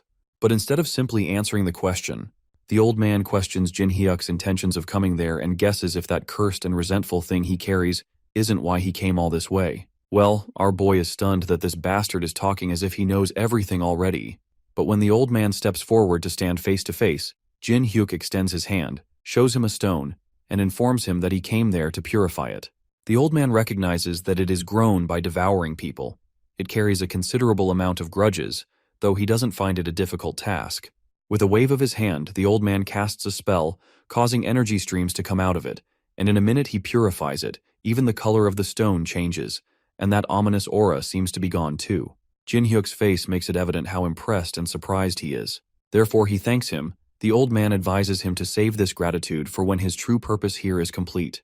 Jin-hyuk doesn't seem to understand, and when he looks into the old man's eyes, it seems like he has been transported to somewhere else, while the old man informs him that the trial has already begun. He warns him to not let his guard down and give it his all, otherwise he will lose his life. Jin-hyuk is then transported to a dark place, realizing this is the true trial of the Dragon's Temple. He senses someone approaching him, as footsteps can be heard. The same armored figure from before appeared, but something is different. His surroundings glow, and he wonders if he has been transported to a new space. Out of curiosity, he questions the armored man. Is this his opponent? Would there be more to come? Was this merely a warm-up and the real one will show up later? The armored guy doesn't show a single interest in Jin-hyuk's speculations, and to Jin-hyuk's surprise, he suggests Kang Jin-hyuk to prepare himself, informing him the trial has begun. Jin-hyuk realizes this armored man is different from others as he can talk, but the armored man moves swiftly towards him, reminding him this is his only warning. The scene shifts to our boy's neighborhood.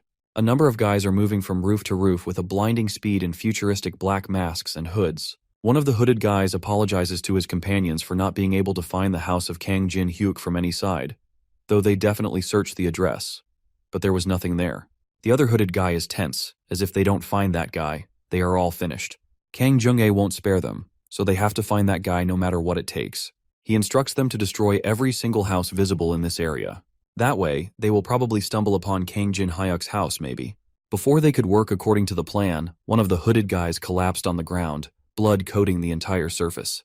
The other two guys take time to realize what has happened, but they barely have any time to run for their lives or call for backup, and eventually they also get attacked by none other than Lucia. With the danger eliminated for the time being, she gets back home. Secretary Lee Hyuna questions Lucia if everything is okay out there, as she suddenly went out. Lucia calmly informs Lee Hyuna that the Titan Guild's tracking team came by. This freaks her out, and tension fills across her face, but Lucia assures her not to worry since she took care of them pretty quietly. After overhearing the enemy's plan to destroy the entire neighborhood just to find this place, they must be convinced of it by now that this is the only place both the Titan Guild's master and his secretary could possibly be. In advance, Lucia apologizes to Haina. If they come in full force, she won't be able to stop them alone, and urges Haina to hope Kang Jin-hyuk gets stronger and comes back soon. At this moment, he is the only one who can change their situation. On the other hand, Kang Jin-hyuk is struggling as the armored man launches forward. The boys stand there, frozen in shock, though the armored man slices his throat. Panic is evident on Kang Jin-hyuk's face as he grabs his neck, thinking it has been sliced, but he is transported to the same temple from before, without being harmed a little. He examines his neck in shock, but a laughter pulls his attention. It is the same old man who explains the place where he died is a sort of virtual space, so even if he dies there, he won't die for real. That is why he doesn't have to worry. Kang Jin-hyuk tries to focus. He recognizes that voice, and as he turns he sees the door being closed but confirms his suspicion that it is the same old man as before. The old man reveals that Jin-hyun is still very weak. The Dragon Temple is a place to make him strong, but it is also a place of trial. He had warned Jin Hyuk before to never let his guard down. Strength wasn't just about power, it was about resilience, so he should grow stronger and try again. Although Jin Hyuk is not in the mood to be lectured, as this time isn't for such casual advice. If their hideout gets discovered now, Seo Sang-ho and Lee Hyana will be killed, and if Juntae shows up, he won't be able to defeat him, so he needs to get stronger now. But there is a barrier between the old man and him because of the closed door. He begs him to open the door and accepts his mistake but assures him to not let his guard down again. He explains if he doesn't get stronger immediately, it is all meaningless. The old man knows. Him rushing back in, he'd only experience death again. However, Jim Hyuk is firm. He will only know if he tries, so he keeps insisting on him.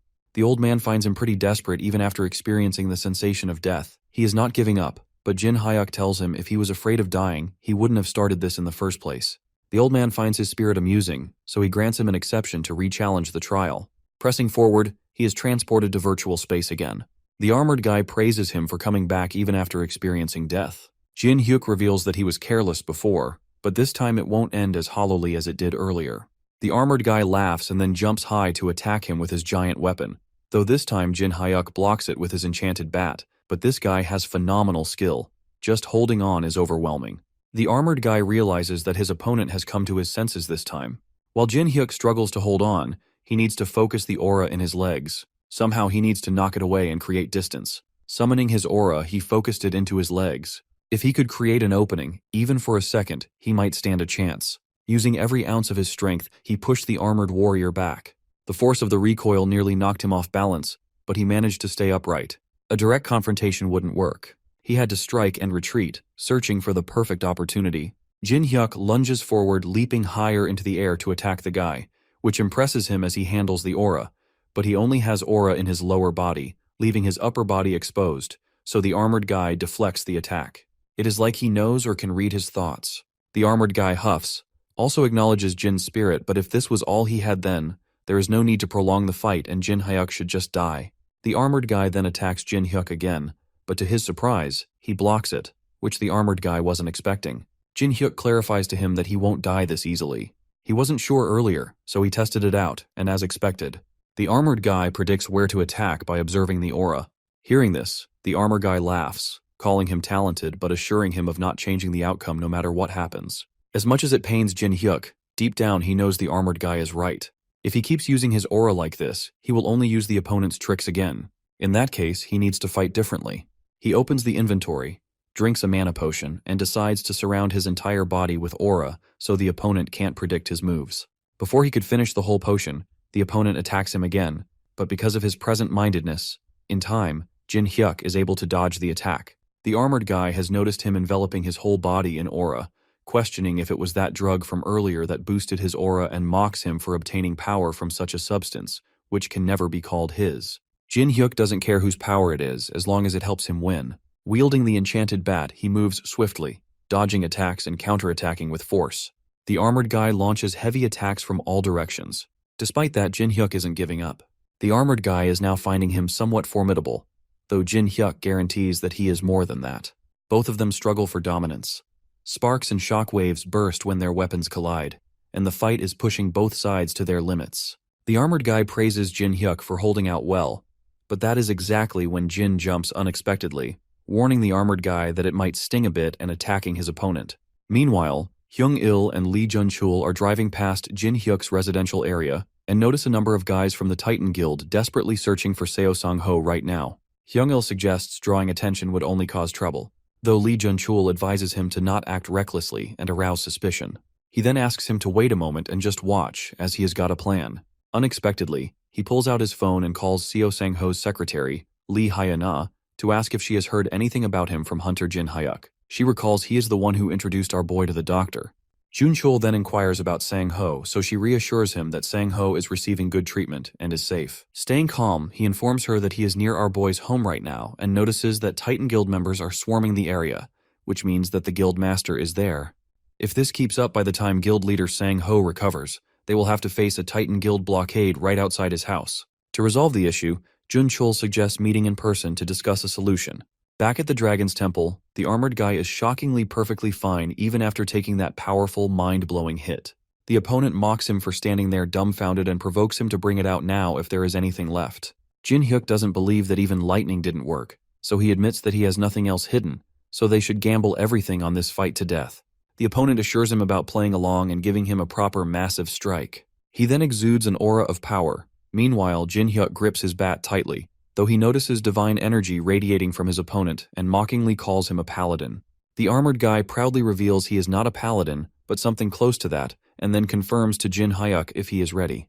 Jin Hyuk stands there unfazed, being ready for a while. As the guy lunges forward, Jin Hyuk knows fancy tricks won't work. What he needs now is a full-force strike. Jin Hyuk uses every inch of aura in his body and blocks the divine energy's attack. He is aware that if he falls back, it is over. The armored man understands. This is different from before. Jin is focusing all the aura into one point to amplify its power, truly betting everything on this one strike. But the opponent tries pushing him while attacking, which makes him stumble, even as his aura scatters. Though the armored guy promises him, he won't be able to defeat him just with that. The battle has finally reached its peak. The armored guy lunges forward, their weapons clash. Jin Hyuk is struggling with the overwhelming force pressing down on him, but despite his determination to not give up, he is pushed back on the ground. He presses his bat onto the ground to steady himself, his body trembling with exhaustion. He managed to block it, but the aura has been used up, and he doesn't even have the energy to move his body. The armored guy questions whether this is truly the limit of his power. Holding up his weapon, he points out, in the end, all Jin Hyuk has done is break this iron sword. A broken iron sword can easily be replaced with an aura blade, but Jin looks completely drained, so how will he face the armored guy? He warns him that if he has no tricks left, his challenge ends here. Jin Hyuk pants heavily as he tells the armored man that he talks too much and provokes him to kill him already as he gave it his all, so he has no regrets. Though he assures him, even if he dies here, he won't actually die, so he will keep challenging again and again to become stronger. The armored guy reveals the real trial is over, but informs him about the misunderstanding. Nobody said this trial was about defeating the armored guy. He is the examiner and the judge. The true trial is whether or not he can earn the armored guy's approval. Jin Hyuk's eyes shine with hope that maybe he will be passed, and fortunately the guy actually passes him, mentioning he still has a lot to improve. In an instant, the armored guy is transformed into the same old guy sitting on the throne. It was him fighting with him all this time. The old man praises his remarkable potential, but advises him to fix his personality, as recklessness and confidence are not the same thing. Still, he was impressed by how Jin Hyuk gave it his all until the very end. When Jin Hyuk realizes it is the same old guy, he interrupts, but the old man pokes his head out and signals him to stay quiet. As he wished to know how to grow stronger, so the old man explains, his aura is power rooted in divine energy, which makes the method simple. He must connect with the divine, so the old man puts his hand on his head, revealing he has taken a liking to him, so he should use the gift he is about to bestow upon him wisely. Before Jin Hyuk could comprehend, he was transported somewhere unfamiliar. Panic is visible on his face when he notices a giant dragon, but the dragon assures him not to be scared as he was brought here to be granted power by the one who has acknowledged him. Challenger who passed the trial, from this moment forth, he will be imbued with the power of the divine. Suddenly, energy streams move towards Jin Hyuk. Therefore, the dragon insists he accept it. This is the grave of a god who looks favorably upon him. Confusion and fear spread across his face, but it doesn't hide the fact that from now on, the divine power will be with Jin Hyuk. Lee Jun-chul has arrived at Jin Hyuk's house. Lucia sits there anxiously, waiting for Jin Hyuk. He is late. Worried expressions fill her face, mind racing with questions. Has something gone wrong?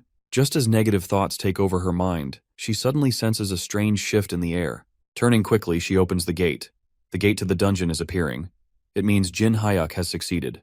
She examines the gate and is shocked to sense a powerful aura coming from beyond the gate. Finally, footsteps can be heard, and Jin Hyuk enters the game. Lucia stands there stunned. The realization hit her. Is this power coming from him? It couldn't be. How is this even possible? She is in utter disbelief but unaware of her shock. Jin Hyuk asks her the reason behind being so shocked. She hesitates, but her mind screams tons of questions. What happened there? Has he truly passed all the trials of the Dragon's Temple? Did he really face them all and survive? When Jin Hyuk doesn't answer, she angrily takes out her weapon to attack him, calling him a reckless idiot. Did he not understand what he had done? What if something had gone wrong? She warned him not to be greedy and to back out in time, but before her attack could land, Jin Hyuk blocked it with divine energy, claiming he had no choice if he wanted to get stronger. If he hadn't done it, he wouldn't have gained this power. Lucia clenches her fists, realizing he never listens. Well, he has certainly gotten stronger, but But still, she advises him to be cautious because if something happens to him, she won't be able to go home either. Though Jin Hyuk assures her not to worry as nothing like that will happen anymore. In that case, she decides to leave this place to him now. Confusingly, Jin Hyuk asks if she is heading back to the dungeon, so she informs him she needs to get some rest too. And even he looks like he is more than capable of handling things in here now. As Lucia turns to leave, Jin Hyuk shows his gratitude, but Lucia tells him not to mention it because more than she did it for him, she did it for herself. She didn't want the dungeon to get messed up if he died. Also, she reminds him that nothing in life is free. The boss room with the magic circle still needs attention, and she will be staying there for a while, so he should bring her a bunch of sweets as payment. She has one more thing to say. Once she goes back into the dungeon, the magic that suppresses perception will soon wear off. When that happens, the Titan Guild will find this place and come after it. Before they find out, he could come up with a plan.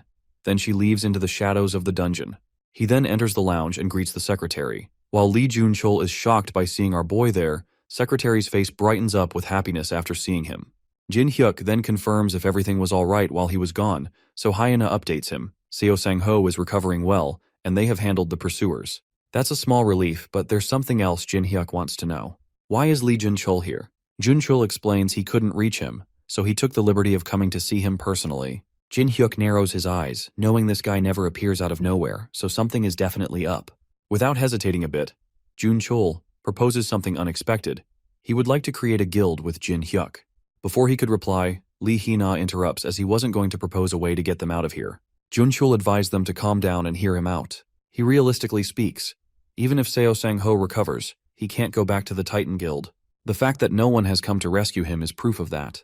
He knows that the group has already rotted through, and something that is already rotten can't be fixed, so they need a new foundation, and he intends to build a new framework with Lee Hai-na and its core, Kang Jin Hyuk.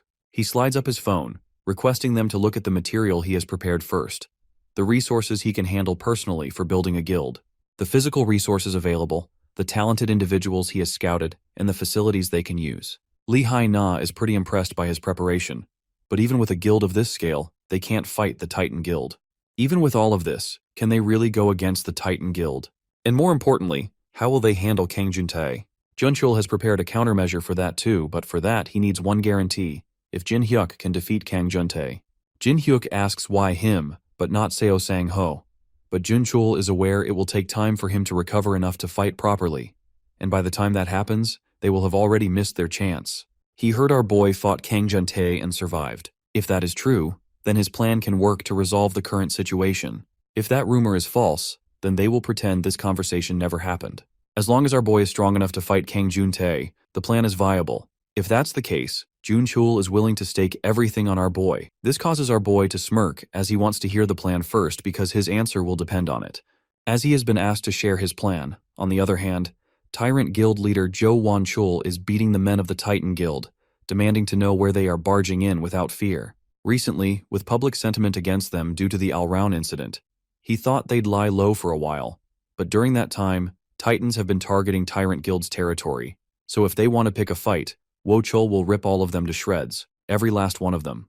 Back at Jin Hyuk's house, Jun-chul's plan is to draw the Tyrant Guild into this. It is about fighting fire with fire. The Tyrant Guild is a massive force comparable to Titan, with Ju Wan-chul, an S-class hunter, as its leader. They'd be able to go toe-to-toe with Titan, but Lee Hee-na reminds them that the guild is already in chaos after the Al-Raun incident.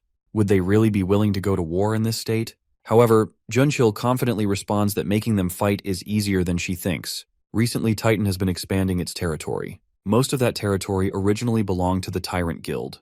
Of course, other guilds targeted it too, but Titan has gone overboard, so if they just give them a reason, the Tyrant Guild would strike Titan immediately. Lee Hai-na and our boy exchange glances, thinking to release their trump card. Meanwhile, Jun-chul is confused as he has no idea what is going on, so our boy brings up the Al-Raun incident with the Tyrant Guild. They are the ones who leaked the dark secrets. The dots finally connect, and now Jun-chul understands why Titan moved as if they already knew everything.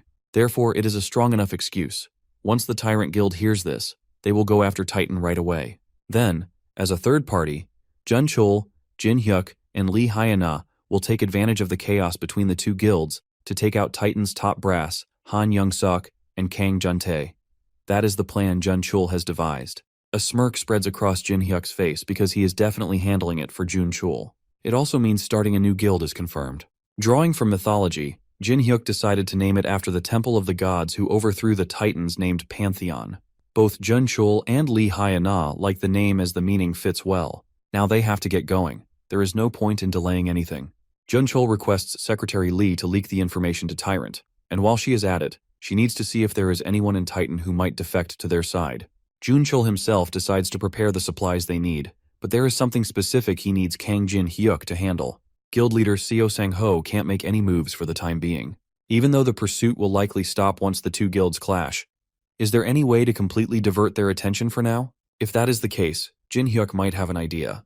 At the same time, at the residential area of Jin Hyuk, Titan Guild's men have located Lee Hina and Jin Hyuk. According to them, they are feeling towards Sector D. Meanwhile, Young Dae-yoon stands on a rooftop, overlooking the situation. Jin Hyuk acknowledges his efforts, thanking him for buying them some time. Dae-yoon, happy that he could help, brings up something Jin Hyuk mentioned earlier, the possibility of a rebellion within the Titan Guild. Curious, he asks for more details about it, so Jin Hyuk explains Han Young-sok tried to oust Seo Sang-ho, so that is why guild leader Seo is here. He asked for help, and Jin Hyuk granted it, which is why Titan's goons are frantically hunting them down. He informs Dae-yoon that he even almost got killed by Kang Juntae, which freaks Dae-yoon out, but Jin Hyuk assures him he can handle him now. But the actual reason Jin Hyuk called Dae-yoon here is to ask if he's willing to join the new guild they are forming. At the Tyrant Guild's Branch 3, Jo Won-chul receives the news that Titan Guild has not only killed Alron, but has also leaked the incident to the media. Jo Won-chul's assistant reveals Seo Sang-ho's secretary personally passed on the information. She even said she doesn't care anymore since he is leaving the guild anyway and just wants money. The report states that night, Titan infiltrated to steal the artifact.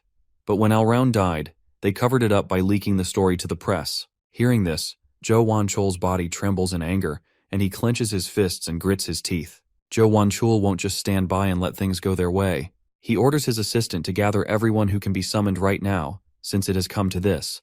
The Tyrant Guild will be the one to strike first now, and from this moment on, the Tyrant Guild has officially declared war on the Titan Guild. At the Titan Guild's office, one of the goons bursts through the gate, breathing heavily, his chest rising and falling, the tension evident on his face.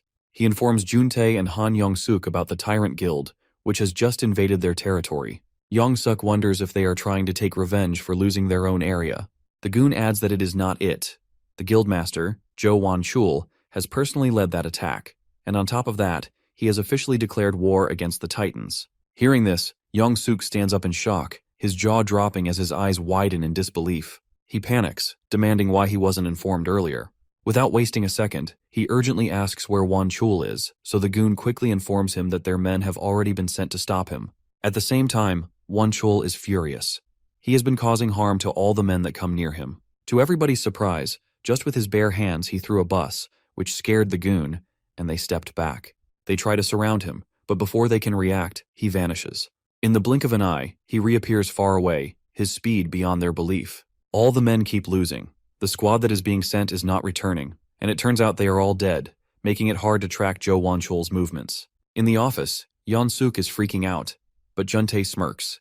He knew something was off as it was way too quiet, and there was no way Jo Won-chul would just take a beating without a fight. Seeing this behavior of Juntae, Yeon-suk angrily questions whether this is funny, frustrated because at this rate both of them end up dying.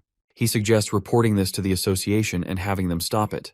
The goon hesitantly informs him that the association is already aware of the situation, but all they have done is broadcast a warning, so it seems like they have no intention of stepping in further. Juntae already knows they would never bother to stop a fight. This is a perfect chance for them to let the unruly big guilds weaken each other. Listening to all of this, Yeon-suk orders him to change the approach and request intervention from the association, saying that civilians could get hurt. The goon narrows his face, apologizing and revealing that it won't work either. At the residential area of District 9, announcements are being made about the battle between the Titan and Tyrant Guild. Residents in the surrounding areas are advised to evacuate to a safe location. The guild members are not caring about any civilians, as they just want to fight. Knowing the situation is extremely serious, Jin Hyuk arrives at the site. Witnessing a small child crying as her mother is stuck in a car injured, she is about to be attacked, but Jin Hyuk saves her. Jin Hyuk suggests Lee Hai-na evacuate these people to a safe place and inform all guild members that protecting civilians is the top priority. The news has been broadcast about the guild Pantheon's first mission, which is to protect civilians at all costs. When the news about the new guild is heard, Yeon-suk wonders whose guild this is, as he never heard of that before. Juntai assumes some unknown guild is trying to use this chance to make a name for themselves, as there are plenty of mid-tier guilds that would jump at the chance. But more importantly, they need to deal with the tyrants.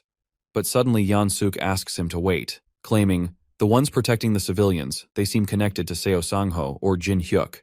Juntai doesn't take it seriously, though something about the name Pantheon bothers Yan-suk, because he is aware that in Greek mythology, the Pantheon was the temple of the deities who overthrew the Titans, so it seems like they chose the name to target them. Now this makes sense to Juntai, since appearing at this moment is also suspicious. The tyrants' declaration of war and their sudden attack, the timing and everything, are too perfect. Therefore they have realized that Seo Sang-ho or Jin Hyuk must have been backing Tyrant from the shadows. Instantly, he gets a call. One of his men informs him of the path movement of Jo Wan-chul. Judging by his current trajectory, he seems to be heading straight for their guild headquarters. Yeon-suk's expression darkens. He informs Juntai about this news. Since it has come to this, they decide to settle things once and for all, and he confirms with Juntai whether he can take down Wan-chul. Juntai's eyes are filled with rage and something that cannot be explained, but he guarantees Yeon-suk that Wan-chul is walking right into his own grave, and this place will be his tomb. As the battle of Tyrant and Titan Guild continues, the members of the Tyrant Guild realize that the members of the Titan Guild are pretty weak, but there are just too many of them. The Titan Guild members play their dirty game by casting fire spells, which creates panic among the civilians, though Jun-chul assures that his hunters will protect them, and they should take this chance and evacuate over here. Once they arrive, they should be safe. If they ever find themselves caught in a guild war today, his guild will always be there to help, so he requests them to remember the guild that stands for the people. Pantheon. All the civilians look at him confusingly, because even in the extremely serious state, this guy is promoting the guild. At the same time, Hyung-il informs Jun-chul an association officer has arrived. The association officer confirms from Jun-chul if he is the same guy who helped evacuate the civilians and expresses his gratitude. They avoided a major disaster, though he assures them to take it from here. However, the officer is shocked to witness a guild that actually cares about the civilians and asks the name of the guild. Jun-chul feels honored that the association thinks that way and reveals that they are a newly formed guild called Pantheon. Jun-chul knows, firstly, the association showed up late and now tries to smooth things over with empty words. Still, they somewhat achieved their goal to give the guild a good public image among civilians, and now, even the association sees them in a positive light. Jun-chul and Hyung-il have done their part. The rest is up to Guildmaster Kang Jin-hyuk. Afterward, Hyung-il, Jun-chul, and Lee Hyun meets Jin-hyuk, he explains. Since this is a war between two guilds, the scale will be massive, and because they are fighting the city, civilians will definitely get caught up in it. So for now, Pantheon Guild's first priority is to protect civilians and establish a positive image for themselves. Jun-chul promises. As he said, they are doing their best to protect the civilians, but fundamentally, they need a way to end the war itself. That being said, Jin-hyuk assures him not to worry about that part, and calls his Dae-yoon for the update on Jo Wan-chul's movements. As expected, Jo Wan-chul is heading straight for the Titan Guild, so Jin-hyuk decides to get going. Out of curiosity, the women then questions about the need to track Wan-chul's movements. In response, our boy elaborates if that piece of work and Kang Juntai fight in the city, the damage will be unbelievable, and one of them will definitely die. My guy intends to take the both of them down at once. Haina stuns, her mind raced with questions. Is he serious right now? She knows he has got stronger, but taking on two S-hunters alone is hard. Jin-hyuk then takes his leave and reminds his guild members to focus on keeping the civilians safe. Haina knows right now they just need to trust him, do their part, and hope for him to come back safely. At the Titan's base, Wan-chul studies building. Meanwhile, the goons notice him and try contacting the control room immediately. As they are informed that Jo Wan-chul has appeared at the main gate and request for urgent backup, they are both sent crashing to the ground as Wan-chul forcefully pushes them. He tells them he has no interest in dealing with small fries and gives them an opportunity to live if they call their guildmaster right now. The guy quickly informs the control room to contact the guildmaster, but also ends up getting beaten by Wan-chul. Receiving this news, Yeon-suk understands Wan-chul has actually stormed all the way here. Though Juntae never thought he'd walk right into his own death and guarantees to bring the head of the tyrant guildmaster to Yeon-suk as a gift. The news is going countrywide about the war that has erupted between the major guilds in the middle of the city. To prevent civilian casualties, the police and the Hunter Association have issued a regional lockdown, restricting traffic and sealing off the battle zones. Additionally, the Hunter Association is operating shelters for residents in the affected areas. If someone is in designated areas, they should evacuate immediately according to the association's guidance. At the same time, Wan-chul has been knocking out the small fries, announcing Titan has already fallen, and these weaklings are supposed to be the elite forces guarding the main base. The guards decided to retreat for now as they can't hold out against an S-rank hunter, but one of the guards orders them to hold the line no matter what until the new guildmaster arrives. After a few minutes, all the guys collapsed on the ground. Wonchul huffs, wondering if Seo Sung-ho has changed a lot. His subordinates are dying left and right, and he hasn't shown his face. He screams to call Seo Sung-ho, but surprisingly, Juntae rushes towards him, demanding to know who gave him the permission to run wild. Seeing him, Wonchul is stunned and asks what he is doing here. Therefore, Juntae reveals he is the new guildmaster now, and that is exactly when he pushes him. This revelation is confusing for Wonchul, so he asks about Sang-ho. Without giving a direct answer, Juntae smirks and suggests asking this to Sang-ho on his own when he meets him in the afterlife. Wonchul replies reluctantly, Jugae is the one who will be heading to the afterlife today. Provoked, Juntae laughs maniacally, mocking him for bluffing as they both charge forward to clash. When Yeon-suk comes out of the building, he is shocked to witness all his guild members lying lifeless on the ground, proposing to call clerics to heal them, but they have all been deployed to other battles, so it is difficult right now. Every branch is engaged in war, so there was no other choice. Not just the clerics, every last remaining soldier in the main base was also deployed. Yeon-suk tries to connect the dots. Now that the troops have been spread out in the various branches, Jo Won-chul has attacked alone. The timing is too perfect. Won-chul planned this from the start. The war was actually just a distraction. His real goal was to storm the main base alone and end everything. Normally, such a reckless plan wouldn't even be possible, but an S-rank's power makes the impossible a reality. In the end, the winner of this war will be decided by the battle between Juntae and Wonchul, the class of 2 S-ranks. At the dungeon, inside the boss room, Lucia tries to understand stuff she has been analyzing for days. If she can just decipher this magic circle, she should be able to return to her original dimension. Though realization hits her, once she won't be in this place, she won't get to eat snacks anymore. However, her thoughts quickly shift to Jin Hyuk, who has been gone for quite some time. She wonders if he's okay but reassures herself that he's probably fine. After all, that guy Jin Hyuk is now probably stronger than those so-called S-rank hunters. The battle is pretty intense. An intense blue aura launches a devastating energy attack by Wonchul. Juntae unleashes a force to block that forceful attack that surges forward at incredible speed.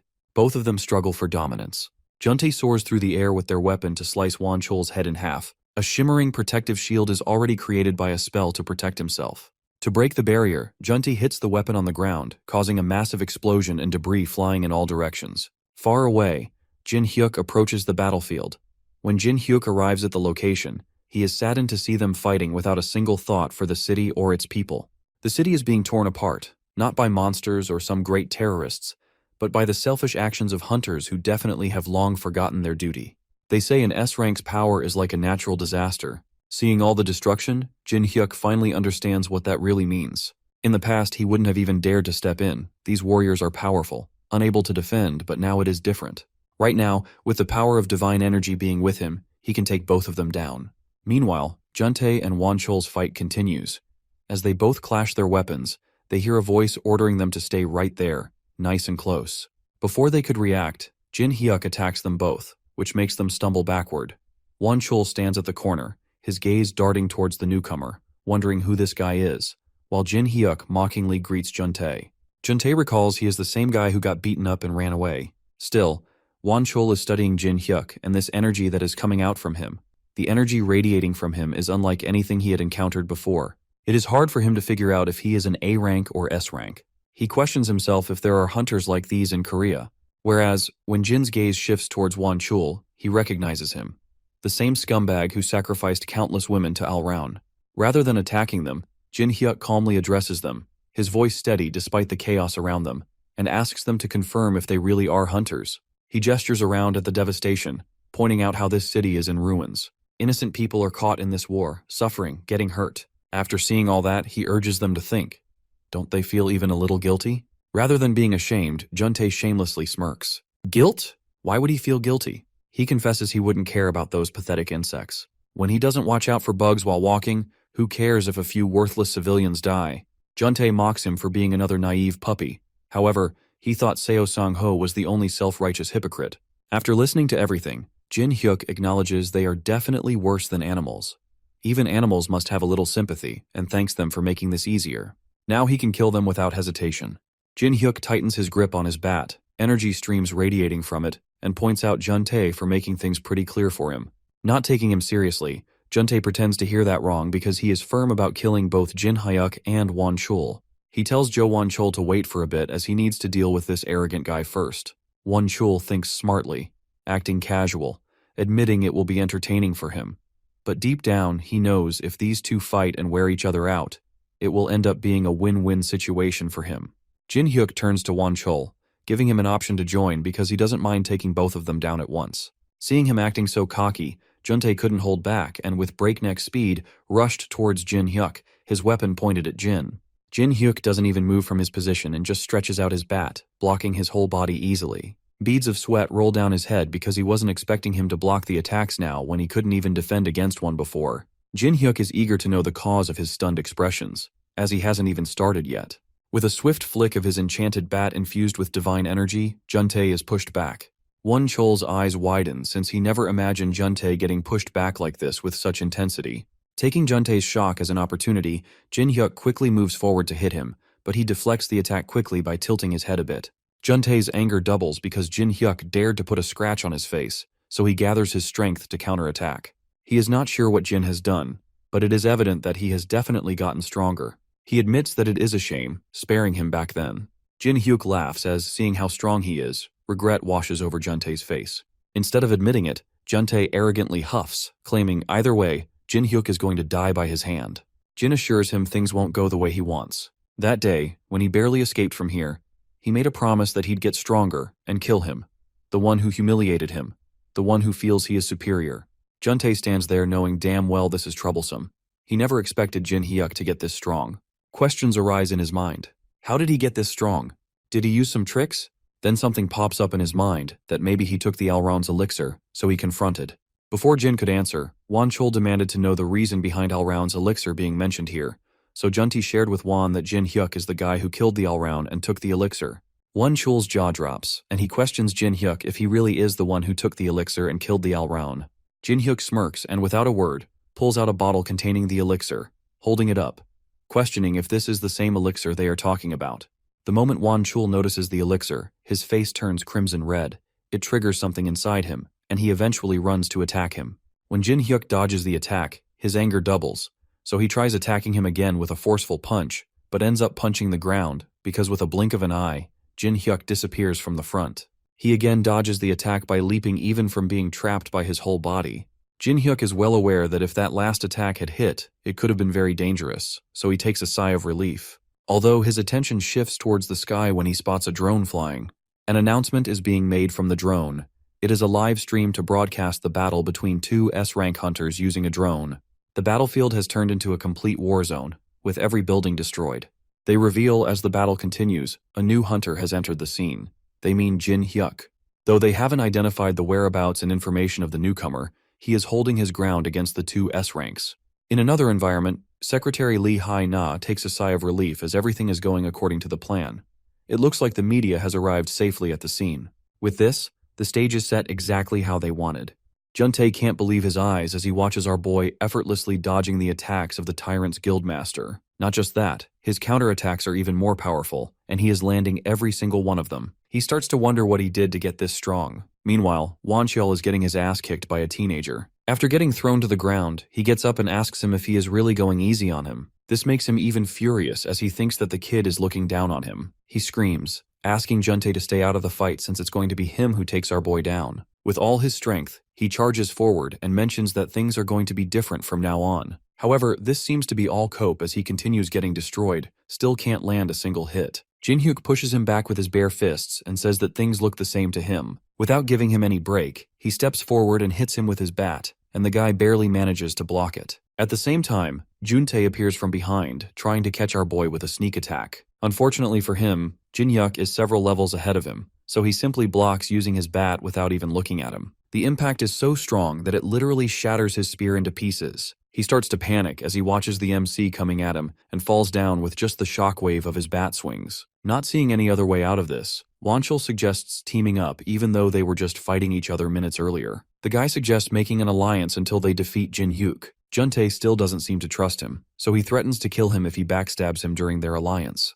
Wanchiol shouts at him to fall into position, as they both might have a chance against our boy if they combine their strengths. Meanwhile, the news reporter mentions that the identities of the two S-rank hunters fighting in the war have been revealed. However, they still don't know anything about the hunter who just joined their fight. Moreover, they haven't heard anything from the guildmaster of the Titan Guild. Just as the reporter mentions this, we see Seo Sangho slowly opening his eyes in his room. Immediately after waking up, the first thing he does is to get dressed. Bro cares more about his guild's aura than his own health. After getting ready, he looks for Hyena and wonders where she is. Meanwhile, she gets a call while she is on her way to the battle zone. She is shocked to hear that he is finally awake and puts him on speed on everything that's going on. Seo Sangho asks her where she is, and she tells him that she is headed to the war zone, explaining that Jin Hyuk formed a new guild and she is now a part of it. All of this is too much for the guildmaster to handle, so he decides to contact Jin Hyuk directly and ask him about it. However, Hyena tells him that it's not possible since the MC is literally fighting two S-rank hunters as they speak. Hearing this, Seo Sangho gets up from his seat,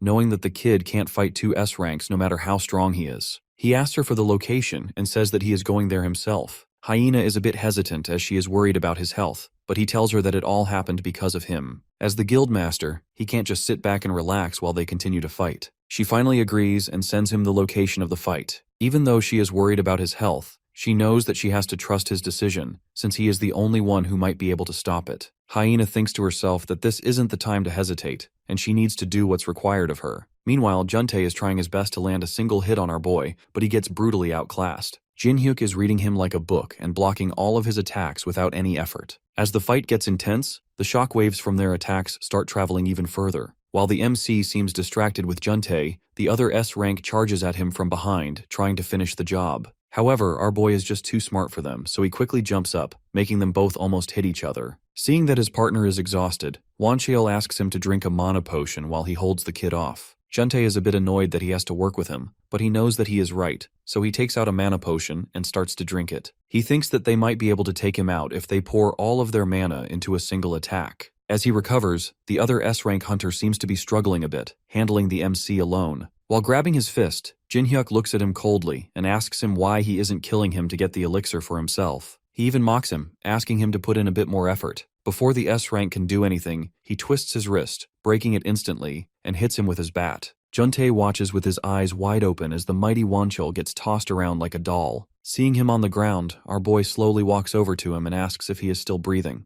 He tells him that he can't let him live due to the crimes he has committed. He lured innocent women and kidnapped them to be used as a sacrifice for Elround. Those who refused to follow him were locked away, and the guild members who obeyed him were drowned in drugs. What's happening to him right now is the consequence of his past actions. While taking his last breaths on the ground, Wanchul can't believe that his life is ending in such a pathetic way. Our boy raises his bat above his chest and asks him if he has any last words. The S-rank looks up at him with despair in his eyes and asks him if he is going to kill him for such a trivial reason. He starts begging for his life, saying that he will make him the guildmaster if he spares him. However, Jinyuk makes sure that he understands there is no negotiation. All he wanted to do was to ask for his last wish. He had already made up his mind when he saw those people trapped that day, just waiting to die. Wanchiol still doesn't understand why he wants to kill him just because he kidnapped some people. Whatever the case, the MC knows that he has enough reason to kill him, so he simply stabs him with the bat and finishes him off. The guy screams as the bat pierces his chest, thinking to himself that he can't die like this. However, none of that matters, and he slowly loses consciousness. After he dies,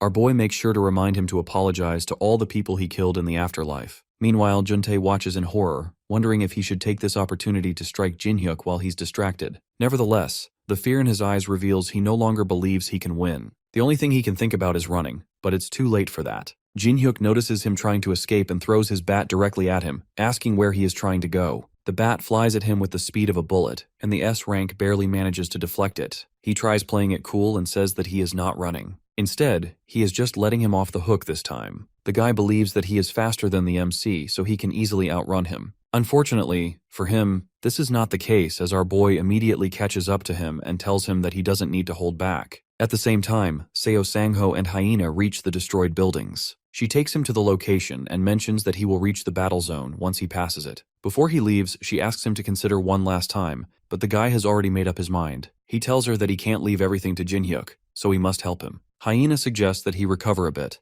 but he tells her that he has already made up his mind to end what he started. She finally gives in and asks him not to push himself beyond what's necessary. As Seo Sangho prepares to go, he looks up at the sky and asks Jinhyuk to wait for him. Meanwhile, Youngsok is watching the entire fight from a rooftop. He thinks to himself that the situation has gotten complicated and should have ended as a duel between the two S-rank hunters. However, he never thought someone more powerful than them would join the fight. As the fight continues, he realizes that he must abandon Juntai since he has no way of saving him. He wanted to create the greatest guild and considered Seo Sangho to be a barrier to his goal. Therefore, he poisoned him, and now there is no one who can stop him from building the guild he wants. He looks at Junhyuk and says that he will let him off this time. For now, he needs to escape and focus on twisting the public opinion in his favor. Before Seo Sangho left to help the MC, Hyena told him something important. She revealed that when monitoring the battle zone with the drones, she saw Youngsok standing on the rooftop of the Titan building. Back in the present, the guildmaster appears behind the traitor, making him shake in fear and disbelief. Before the guy can do anything, he screams his name and grabs him by the collar. He wants to know why he would do something like this to his own guild. Youngsok looks at him and asks if he truly doesn't know the reason. He claims that he did it because the guild doesn't need him anymore. This hits the guildmaster a bit hard, and he asks him what he means. The guy explains that he was stopping the guild from growing, and they have no use for such a leader. Seo Sangho sees through his crap talk and calls him out, saying that he is only trying to justify his actions since he did all of that because of his own greed. Youngsok, on the other hand, argues that he saved the guild from being destroyed by him. The guildmaster doesn't agree with this and tells him that the guild is being destroyed because of what he did and the incident that he orchestrated. The traitor has nothing left to say, so he summons his knife and tries stabbing the guildmaster. Despite not being fully recovered, Seo Sangho easily dodges the attack, telling him that he continues to disappoint him to the very end. This gives the guy a chance to escape, and he starts running, thinking to himself that his only crime was creating the greatest guild. He blames Jinhyuk for interfering with his plan and jumps off the building. The guildmaster isn't going to let him get away with his crimes, so he chases after him and summons his own weapon. While still in the air, he swings his axe and hits the guy directly in the head, telling him to take responsibility for the disaster he has caused. With a loud scream, his head is cut wide open, and he falls to the ground. Seo Sangho stands in front of his body and says that he has finally fulfilled his duty. However, he suddenly remembers Jinhyuk and realizes that he spent too much time chasing after the traitor. He immediately rushes towards the site to help the MC. Meanwhile, our boy is destroying the S rank without any problem. After taking a hit to the chest, Juntae finds it hard to breathe.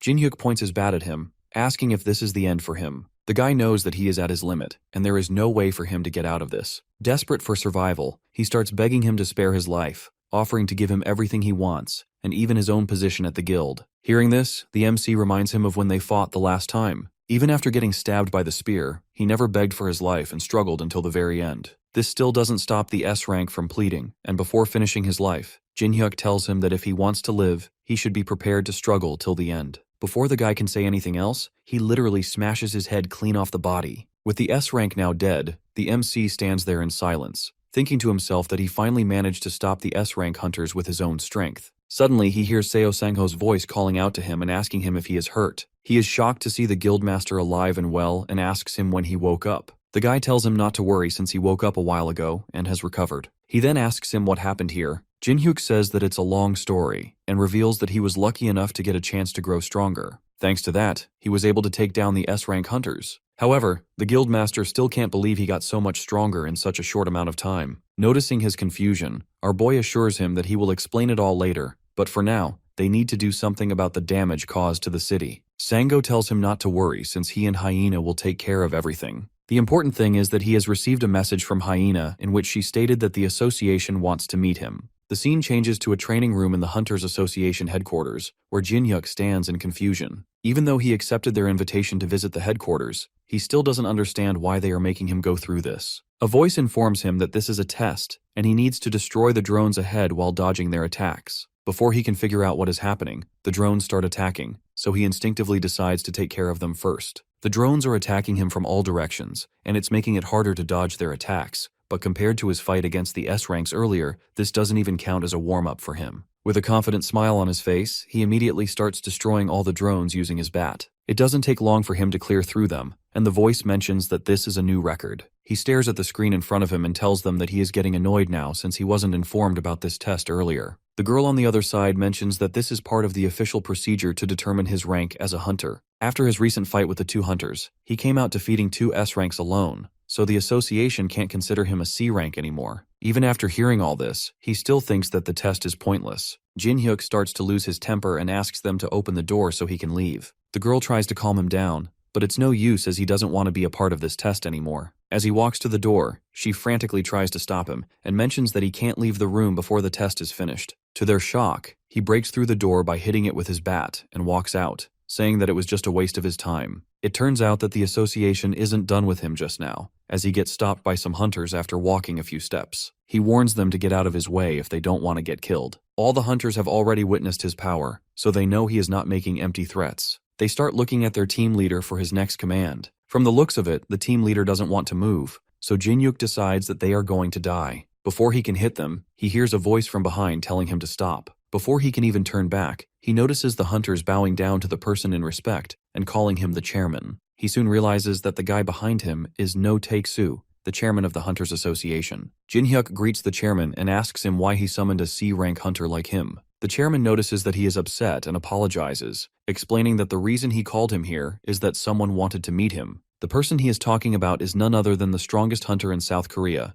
Cheon Sang-ho. Even our boy is shocked after seeing the #1 hunter in front of him. As the guy walks towards him with his immaculate drip, he wonders why someone like him would like to meet him. Cheon steps forward to shake his hand with the MC, which feels like a fan moment. He asks him why he wanted to meet him, and the guy mentions that he saw footage of his recent fight with the two S-rank hunters. Cheon compliments him for his performance and says that he just wanted to meet him in person. The MC thanks him, but he knows there is something more to this. It doesn't take long for the top-ranked hunter to reveal that he wants to ask him for a favor. Meanwhile, Seo Sang-ho and Hyena are having a discussion over tea at his apartment. She informs him that, according to their latest findings, the remnants of the Tyrant Guild and the Titan Guild have now merged into the Pantheon Guild with the approval of the association. She apologizes, saying that she tried her best to save the guild. Hearing this, he tells her that it was the right call to disband the guild. It seems like he regrets his past actions a bit, and thinks that he could have avoided this mess if he had listened more to the other guild members. With this, he announces his retirement from the hunting business. Hyena hands him a contract form and says that it will be a waste for him to retire now.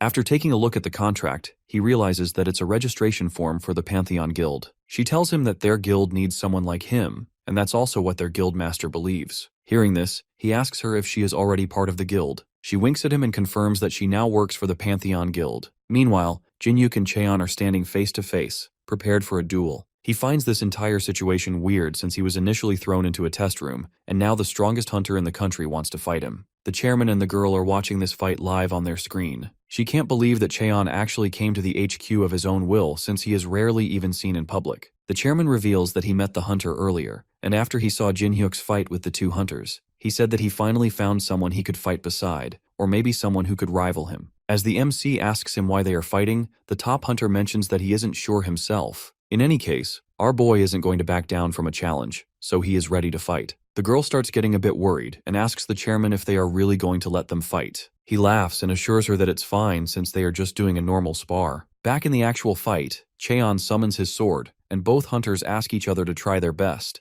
Jin-hyuk smiles as he thinks to himself that he doesn't care about his ranking. All he wants is payback for the hell he endured because of him. Meanwhile, Hyena is shocked to receive a call from the association informing her that the top-ranked hunter is about to spar with Jin-hyuk. Seeing her expressions, Sang-ho knows that something is wrong and asks her what is happening. She puts the phone down and mentions that Cheon Sang-ho is about to fight the MC. This makes him a bit worried, and he asks her why they are fighting, but she also has no idea. Thinking that Jin-hyuk might be in danger, the two decide to head to the Hunters Association. The scene changes to the fight where both hunter are patiently waiting for the other to lower their guard. The girl asks the chairman what he thinks about this fight. Just then, the two hunters charge at each other and their weapons collide. The chairman thinks that the top-ranked hunter will win this. In the actual fight, both hunters seem to be on par in terms of their power. As they both get pushed back, Jin-hyuk realizes that Cheon is on a different level than the other S-rank hunters. He decides it's pointless to try to gauge his strength first. Instead, he decides to go all in from the very start and releases a powerful aura shockwave towards the top-ranked hunter. He stands in front of the attack, wondering if Jin-hyuk is ready to go all in. This gives him enough reason to also get serious, so he slashes clean through the aura and charges at him for a counterattack. He wants to see the MC's true strength and tries pushing him to his limits. The girl watching this starts to get a bit worried as the fight gets more intense. Even Jin-hyuk can sense the immense power coming from the top-ranked hunter. He swings his bat to try pushing him back and gets excited thinking about fighting someone this strong. This might give him a chance to test his own limits. However, to his surprise, Cheon tells him that they can't go any further. As he wonders what the guy means, the top-ranked hunter announces that he is lost. This makes Jin-hyuk even more confused, and he asks him what he is talking about.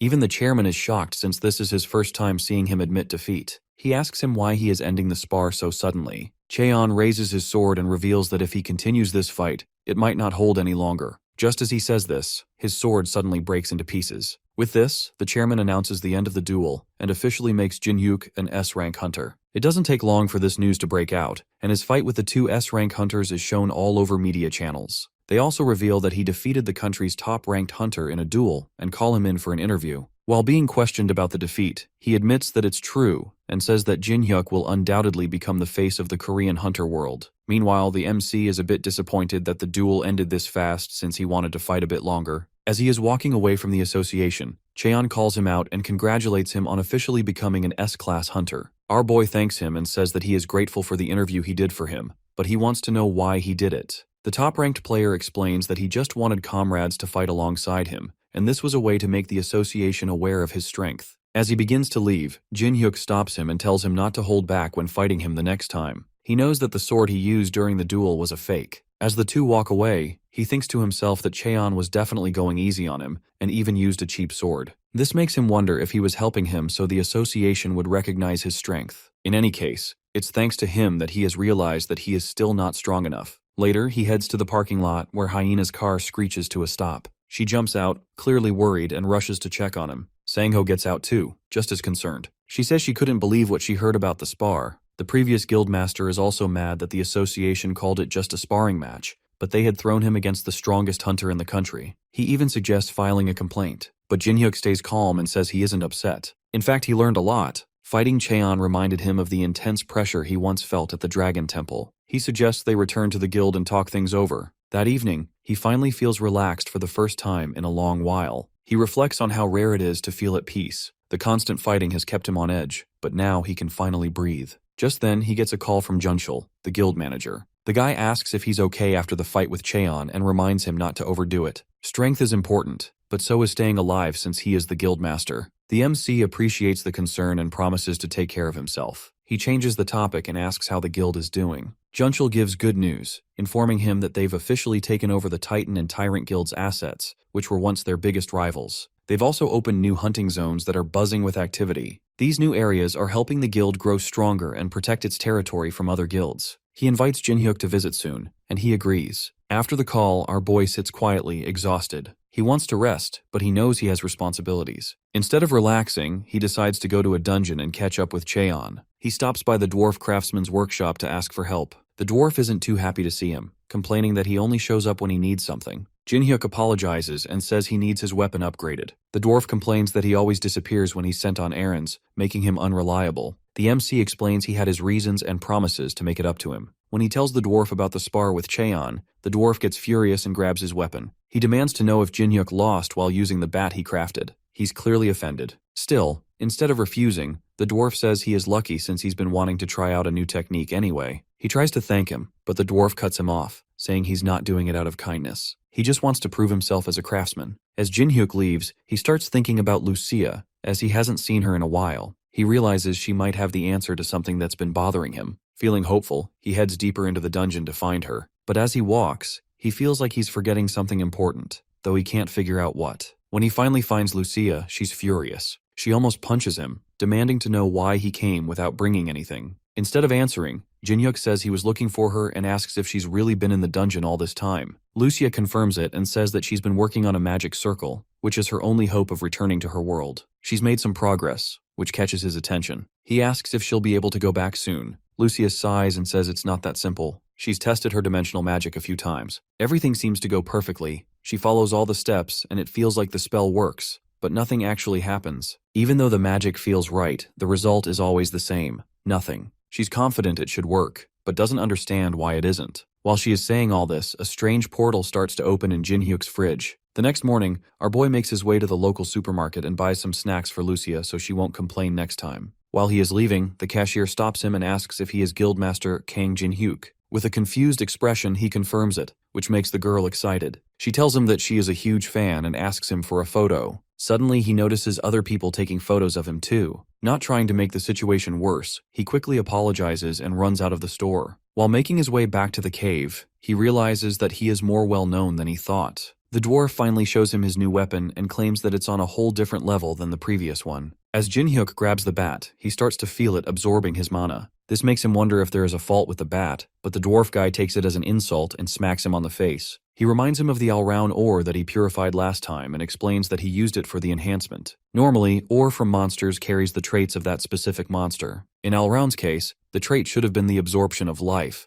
However, thanks to his purification, it changed to the absorption of mana. Since it's draining his mana, it means that the weapon is working perfectly. Still, Jin-hyuk is a bit worried about the bat draining all of his mana, but the dwarf assures him that it will stop after a certain amount. Suddenly, the bat stops absorbing his mana, which means that it is at its maximum capacity. The dwarf tells him that he can use the mana stored inside whenever he wants. To test it out, our boy aims the bat directly at a statue in front of him and swings it in the air, causing it to release a powerful shockwave of mana. The dwarf is a bit impressed that he was able to use it this well on his first try. Jin-hyuk thanks him for the enhancement, but the old guy doesn't want his thanks. He only wants some booze. As the two of them talk, the dwarf asks him where he is going today. He mentions that he is going to see Lucia for a bit. Hearing her name, it becomes apparent that the dwarf doesn't like her. This makes our boy curious, and he asks him why he can't seem to get along with her. The old man makes a serious expression and says that it's a long story. The only reason they are tolerating each other is that they have no other choice. However, dwarves and elves have been at war for as long as he can remember. He claims that the elves sold their people to the dragons, which comes as a shocking revelation to Jin-hyuk. He finally realizes the depth of the beef between the two races. Later, when he meets Lucia, she screams at him as usual, asking him where he has been. He asks her why she called him to the temple when she is always in the boss's room. Instead of answering him, she simply asks him to look around him and says that the entrance temple has suddenly disappeared. Jin-hyuk looks around in confusion and notices that it's actually missing. She believes that it vanished before he cleared the dragon's trial, and during one of her recent investigations, she found a dimensional teleportation magic circle. This one is even more advanced than the one that Mage was using in the boss room.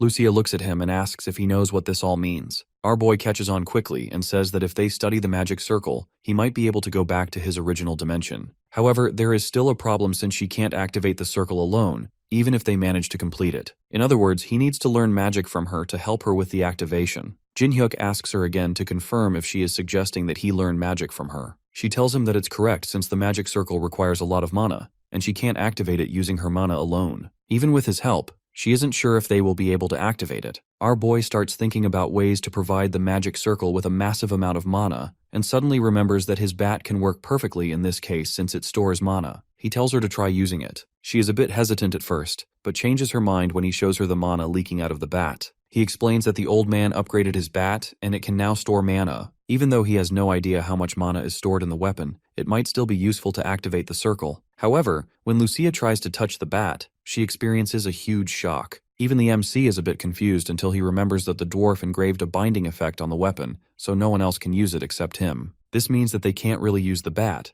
and the only option left for them is to teach him magic. She tells him that from now on, he will be her student. His first lesson begins at his apartment, and she even gives him some homework while eating his snacks. The process wasn't as easy as he expected, and he had to memorize a huge amount of magical knowledge. Moreover, he needs to learn how to control the flow of mana and to use all that knowledge to activate the magic circle. After days of learning, he finally managed to grasp the theory of magic. Just as he starts feeling good, she brings him back to reality by telling him that these were just the basics. His real lessons are about to begin now. She starts going through the study material with him and shows him her research notes on the magic circle that was in the boss's room. According to her, the reason the magic circle failed was because the mage modified the original circle to handle all the mana on his own, since it requires a massive amount just to activate. As a result, the teleportation itself succeeded, but the dungeon appeared in his room instead. Hearing all this, Jin-hyuk asks her why they are even talking about that magic circle if it was a failure. She tells him that even if it was a failure, they can compare it to the magic circle in the Dragon Temple and figure out why it failed. This will help them make a better one that actually works. From that day on, the two of them continued researching how to create the perfect magic circle. Jin-hyuk got more and more proficient in magic as time went on, and before long he could finally use it to pour mana into the magic circle. He fills the bat with the maximum amount of mana and starts pumping it all into the magic circle. Lucia is also helping him in the process and tells him that she will give him a signal when he has poured enough mana. As the two start pouring mana into the magic circle, it suddenly lights up and starts glowing. This is a sign that the magic circle is reacting to the mana.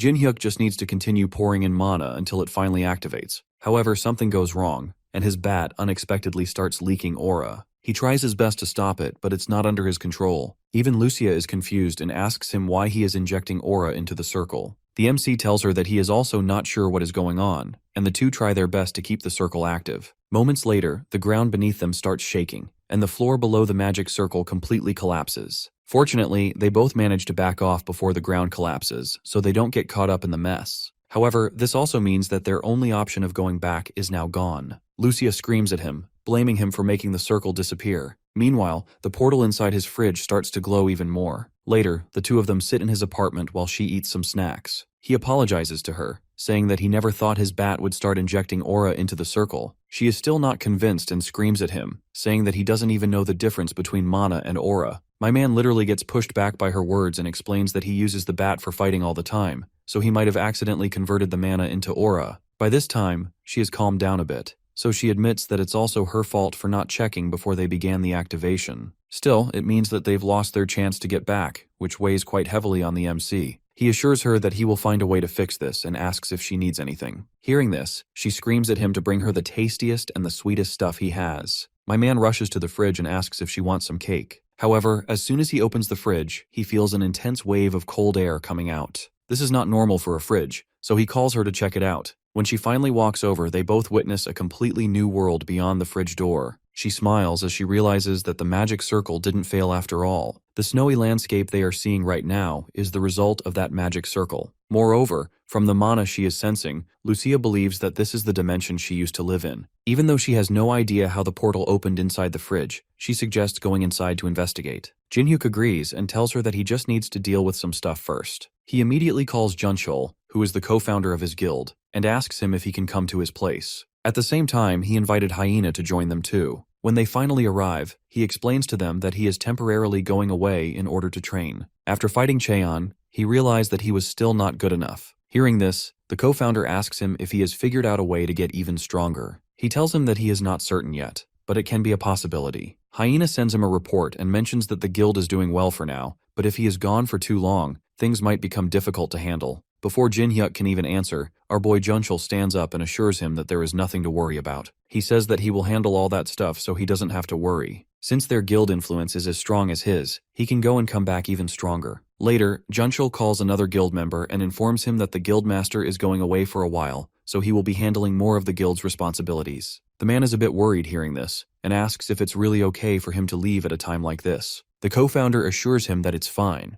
since when the guildmaster comes back stronger, their influence will grow even more, and they will become the #1 guild in the country. Meanwhile, Lucia is waiting for our boy to change. He comes out with a heavy winter coat and apologizes, saying that he had more to pack than he thought. Afterwards, he hands her a special bow with some arrows, and reveals that the dwarf instructed him to give it to her. She quietly analyzes the weapon for a bit and says that giving her a few arrows is not a big deal. However, her expression suddenly shifts as she realizes that the arrowhead is top quality. Jinhyuk expresses excitement, saying that he thought it was a normal arrow since he tossed it so casually. He mentions that the old guy really looks out for her. Lucia still isn't ready to admit it, but says that she might have to pay him back for this eventually. The two of them finally decide to step in, and immediately, he can tell that this is a different dimension. They wonder where they should start investigating and come across a mysterious dungeon. Our boy seems excited for this and says that something is definitely hiding inside. She agrees, and the two decide to head into the dungeon. The dungeon is deeper and bigger than they actually assumed, and as soon as they step inside, she immediately senses some monsters running towards them. Lucia cautiously stops him and tells him to get ready since it's about to go down. It doesn't take long for the monsters to appear, and they turn out to be yetis. The monsters fiercely jump towards them, and she asks our boy if he can handle them. With a confident smile, he assures her that he has it under control. He summons his bat and claims that he can take them out with his eyes closed. She finds it amusing and tells him that he talks too big. The two of them start clearing off the monsters without much problem, with the MC attacking them head-on and Lucia supporting him from the back. As the battle continues, she starts to realize just how good the arrows are. Jinhyuk is also feeling himself, so he decides to end it in one final blow. At the same time, the dragon god gets a message that the apostle has crossed dimensions. He listens to the dragon while sitting on his chair and announces that he will meet the apostle soon. The dragon still doesn't understand why he gave the rank of apostle to a human like him instead of a noble dragon kin. Hearing this, the dragon god reveals that he did it because of the man's destiny. He was born to bring ruin to the world. A fierce battle erupts between Jinhyuk and the monstrous creatures. Our boy launches himself into the air and prepares to end the fight swiftly. Without hesitation, he strikes down with his bat like a bolt of lightning. The weapon crashes into the creature's skull, killing it instantly. Breathing heavily, he opens his inventory and reads the name of the monster, Yeti. This name surprises him, as he doesn't recall seeing such a creature before. Lucia soon approaches and reacts sharply when she hears the word Yeti. She explains that Yetis are known to live in packs in the mountains. If the creature he just killed was indeed a Yeti, then they needed to leave the cave immediately. Jinhyuk, confused by her urgency, questions the sudden need to escape. She warns him that killing a single Yeti usually triggers the entire pack to attack in retaliation, and when they do, their strength is overwhelming and merciless. Before they can discuss further, a blizzard suddenly roars through the tunnel, and monstrous howls echo from the shadows. Realizing the danger, he asks her why she didn't mention this earlier, but she admits she only just remembered. With no time for arguments, she urges him to run. As they flee, the icy floor begins to crack beneath their feet. Despite the danger, he glances back at the advancing creatures and questions whether running is even necessary. From his perspective, the Yetis don't seem particularly strong. Lucia, however, explains that the risk isn't just from the monsters themselves. The structure of the cave is fragile, and any battle here could cause the ice to collapse, killing everyone inside. Suddenly, he comes to a stop. Lucia, alarmed, demands to know why he's halting in such a dangerous place. He replies calmly that he has a tool that might help.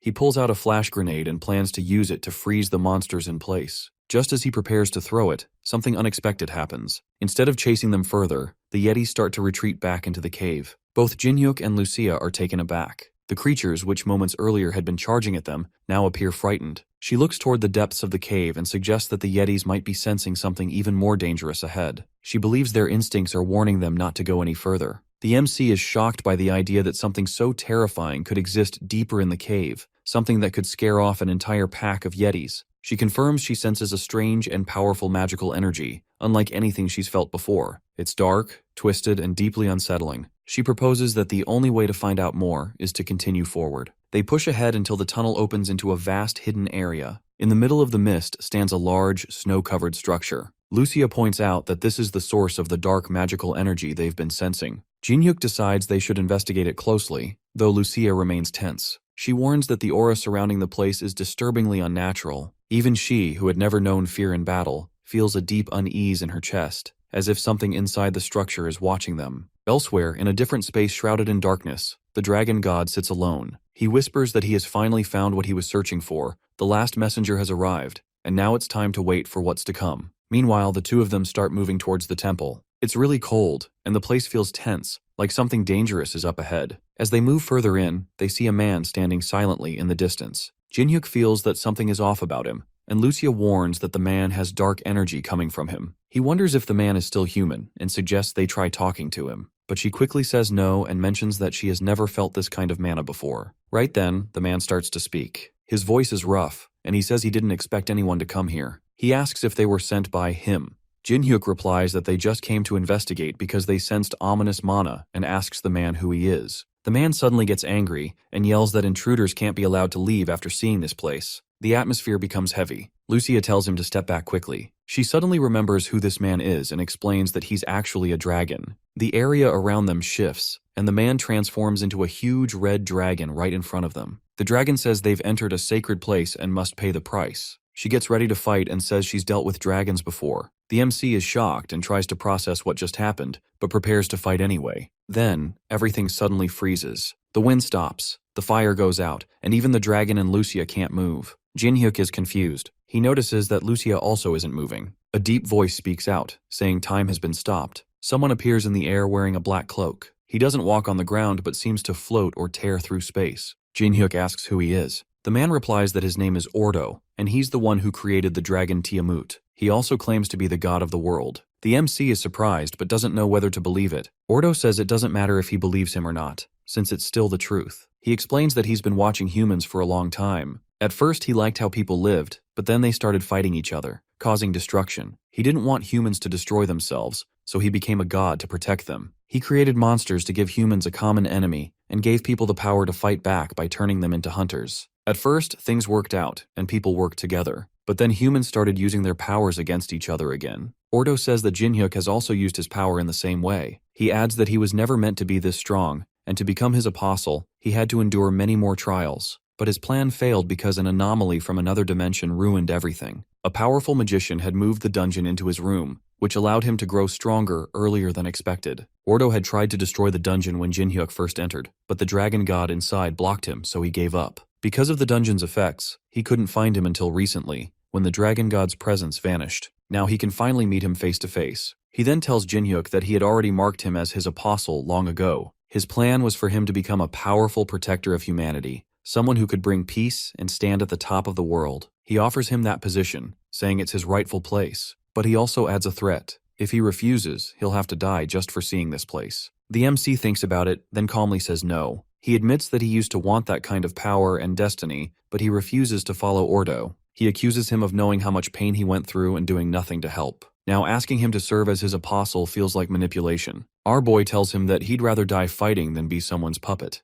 The guy laughs at his response and says he is foolish for not understanding his deeper plans. Then he changes approach. He floats into the air and says that if Jinhyuk won't join him willingly, he'll use another method. He introduces a creature called Tiamut, which he created after capturing an ancient dragon from another world. It's his most powerful creation, and he claims that nothing can stop it, not even hunters or monsters. He plans to use this creature to destroy everything and build a new world filled only with people who love peace. Jinhyuk will be the first sacrifice to this new creature. Even facing this terrifying threat, our boy doesn't back down. He grits his teeth and tells Ordo to bring it on. Then he charges straight at the dragon-like creature, even though it seems like suicide. The guy is impressed by Jinhyuk's bravery but says it's pointless since he'll be left behind. Meanwhile, somewhere underground, a dwarf is finishing a shiny new set of armor. He talks to himself, saying that it took longer than expected to make this armor because the old one was too worn out. He remembers Jinhyuk and jokes that the guy better bring him some good booze as thanks. He recalls how he used to be weak when they first met, but gradually became one of the strongest people on the continent, probably helped by that loud elf too. He wonders what they'll bring back this time and laughs, thinking that it might even be a dragon.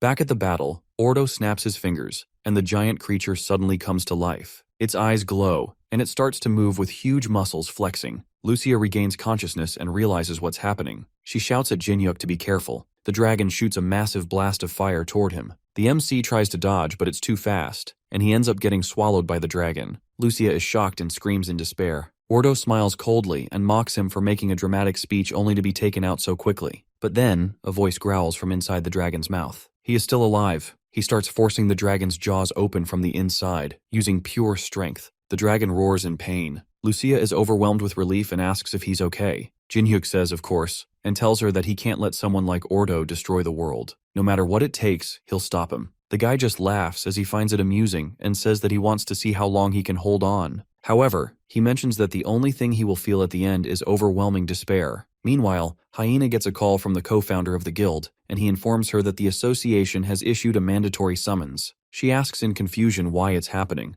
but he mentions that he doesn't know the exact reason. Dungeons are appearing all across the city, including their own jurisdiction. For this reason, they are asking for their cooperation. Hearing this, she tells him that she will notify the other guild members immediately. After she puts down the phone, Sangho asks her what is going on. She reveals that a huge number of gates have appeared in Region 9, which interestingly lies close to Jinhyuk's house. While all this is happening, our boy is trapped in the mouth of Tiamut the dragon. Lucia is worried since he might burn to death if he doesn't come out quickly. The MC struggles to get out, but the dragon is too strong, so he can't push its mouth open. Suddenly, the elf shoots an arrow that hits it directly in the head. The dragon screams in pain and opens its mouth, which gives our boy enough time to escape. Despite taking a direct hit from the arrow, it seems like the dragon is still fine. As Jinhyuk falls to the ground, it furiously flies towards him to finish him off. He immediately gets up, thinking that it's not even giving him any time to breathe. The dragon slams to the ground and uses all of its strength to crush our boy. At the same time, Lucia tries shooting another arrow at it, but the dragon notices her before she can shoot. It uses its tail to smack her, and the impact sends her flying away. The MC finally realizes just how strong this dragon is since he made her fall with just a single hit. With her down, the dragon shifts its focus back towards our boy. With the pressure increasing, Jinhyuk knows that he has no other choice but to go all out. Ordo seems a bit disappointed in the MC and believes that it's all over. He orders the dragon to finish him, but something seems off. Despite the dragon using all of its strength, it can't crush our boy. This makes the dragon shocked as it can't believe that a mere human is able to withstand its power.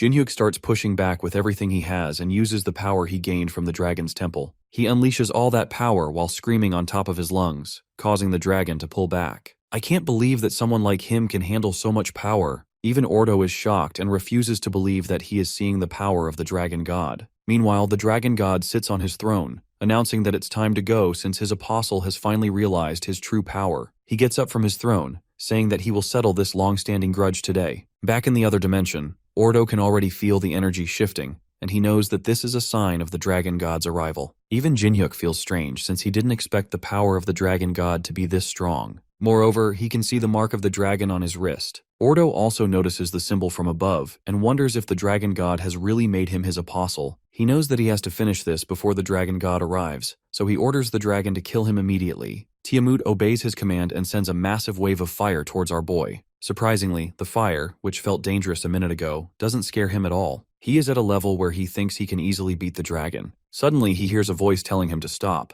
For a moment, it seems like time itself has stopped. Jinhyuk thinks that Ordo is behind this, so he screams at him, asking if he has something else to say to him. The guy is also confused and tells him that he never stopped time. At the same time, he hears the dragon god asking him why it's so hard to find him. His eyes open wide as he finally realizes that the dragon god is here. Ordo didn't expect him to show up this quickly. The MC also looks up to notice the elder flying above and asks him what he is doing here. The dragon god turns to Ordo and asks him how dare he kidnap a dragon that was like his own child. Apparently, he had kidnapped his dragon and turned it into this monster called Tiamut. The dragon god asks him why he did it despite knowing that it was wrong. The guy starts making excuses and says that it was something he had to do for his world. He, as a god, should understand this. The dragon god can see right through this crap and tells him that creating a monster from his stolen child in order to destroy his world wasn't something necessary. He just did it for his own satisfaction. Even right now, he is trying to kill his apostle just because he doesn't like him. This makes Ordo furious, and he lashes out, saying that he only did this to bring peace to his world, and it's all a small sacrifice to pay for that peace. Bro thinks he is Thanos. Hearing all this, the dragonkind turns to Jinhyuk and asks him if any of it makes sense to him. Our boy launches himself towards Ordo, saying that it's all nonsense. The guy asks him if he even knows the situation he is in, since he is interrupting a conversation between gods. He tries stopping time by snapping his fingers, but nothing happens. With a shocked expression, he wonders why his powers aren't working on the MC. The dragon god explains to him that he is facing his proxy, who can wield the power of the dragon. In other words, he is someone with power equal to a god. It is now time for him to be defeated by the very human he looked down upon. Without wasting a second, our boy starts swinging at him with his bat. Ordo manages to block his attack, but his insane power quickly overwhelms him. Jinhyuk screams at him, saying that they don't need a god who wants to destroy their world, and throws him to the ground. The guy falls down with a massive explosion and smoke covering the entire area. Our boy opens his eyes to find himself in a different plane in space. He sees Ordo standing in front of him, telling him not to be worried. Seeking some answers, our boy asks him what he is trying to do. The guy explains that he just altered the dimensions since he wanted to talk. He admits that he lost the fight and mentions that getting hit by him changed his entire perception. It made him realize that being a god doesn't mean that he knows everything perfectly. Therefore, he's decided to stop what he was planning before and instead make himself in charge of the entire world. As his body starts disappearing, he tells the MC that he will be overseeing everything from on, and mentions that he has to prove himself wrong. Jinhyuk isn't so sure that he can handle all that responsibility, but Ordo has made his decision. He makes him the new manager of the world, and our boy goes back to the other dimension. The dragon god asks him if he had a good talk and explains that Ordo gave everything up and decided to trust humans again. He even gave him back the dragon, saying that he would watch over the new world. Before leaving, the dragon god tells him that it's his duty to bring peace to his world. He assures him that he will be cheering him on and says that he should become a manager that even the two gods would acknowledge. Jinhyuk stands there thinking if he has actually become the manager of this world. Just then, he hears Lucia's voice calling him out. He rushes back to her and asks if she is okay. She reveals that she almost died, but the dragon god healed her body, allowing her to recover. Since it's all over now, our boy invites her to go back home. However, she mentions that this is her original world, so she can't leave. This makes him a bit sad, and he asks her if it means that they won't see each other anymore. The two say their goodbyes and part ways. Looking down at his world from above, our boy remembers how a dungeon appeared in his room out of nowhere. He never thought a bottom-tier hunter like him could become the manager of the world. He still doesn't know what Ordo saw in him to give him this power, but he knows for sure that he needs to guide humanity down the right path so they don't go astray. He'll do all that while communicating with others to build a better world as a fellow human and the manager of a new world.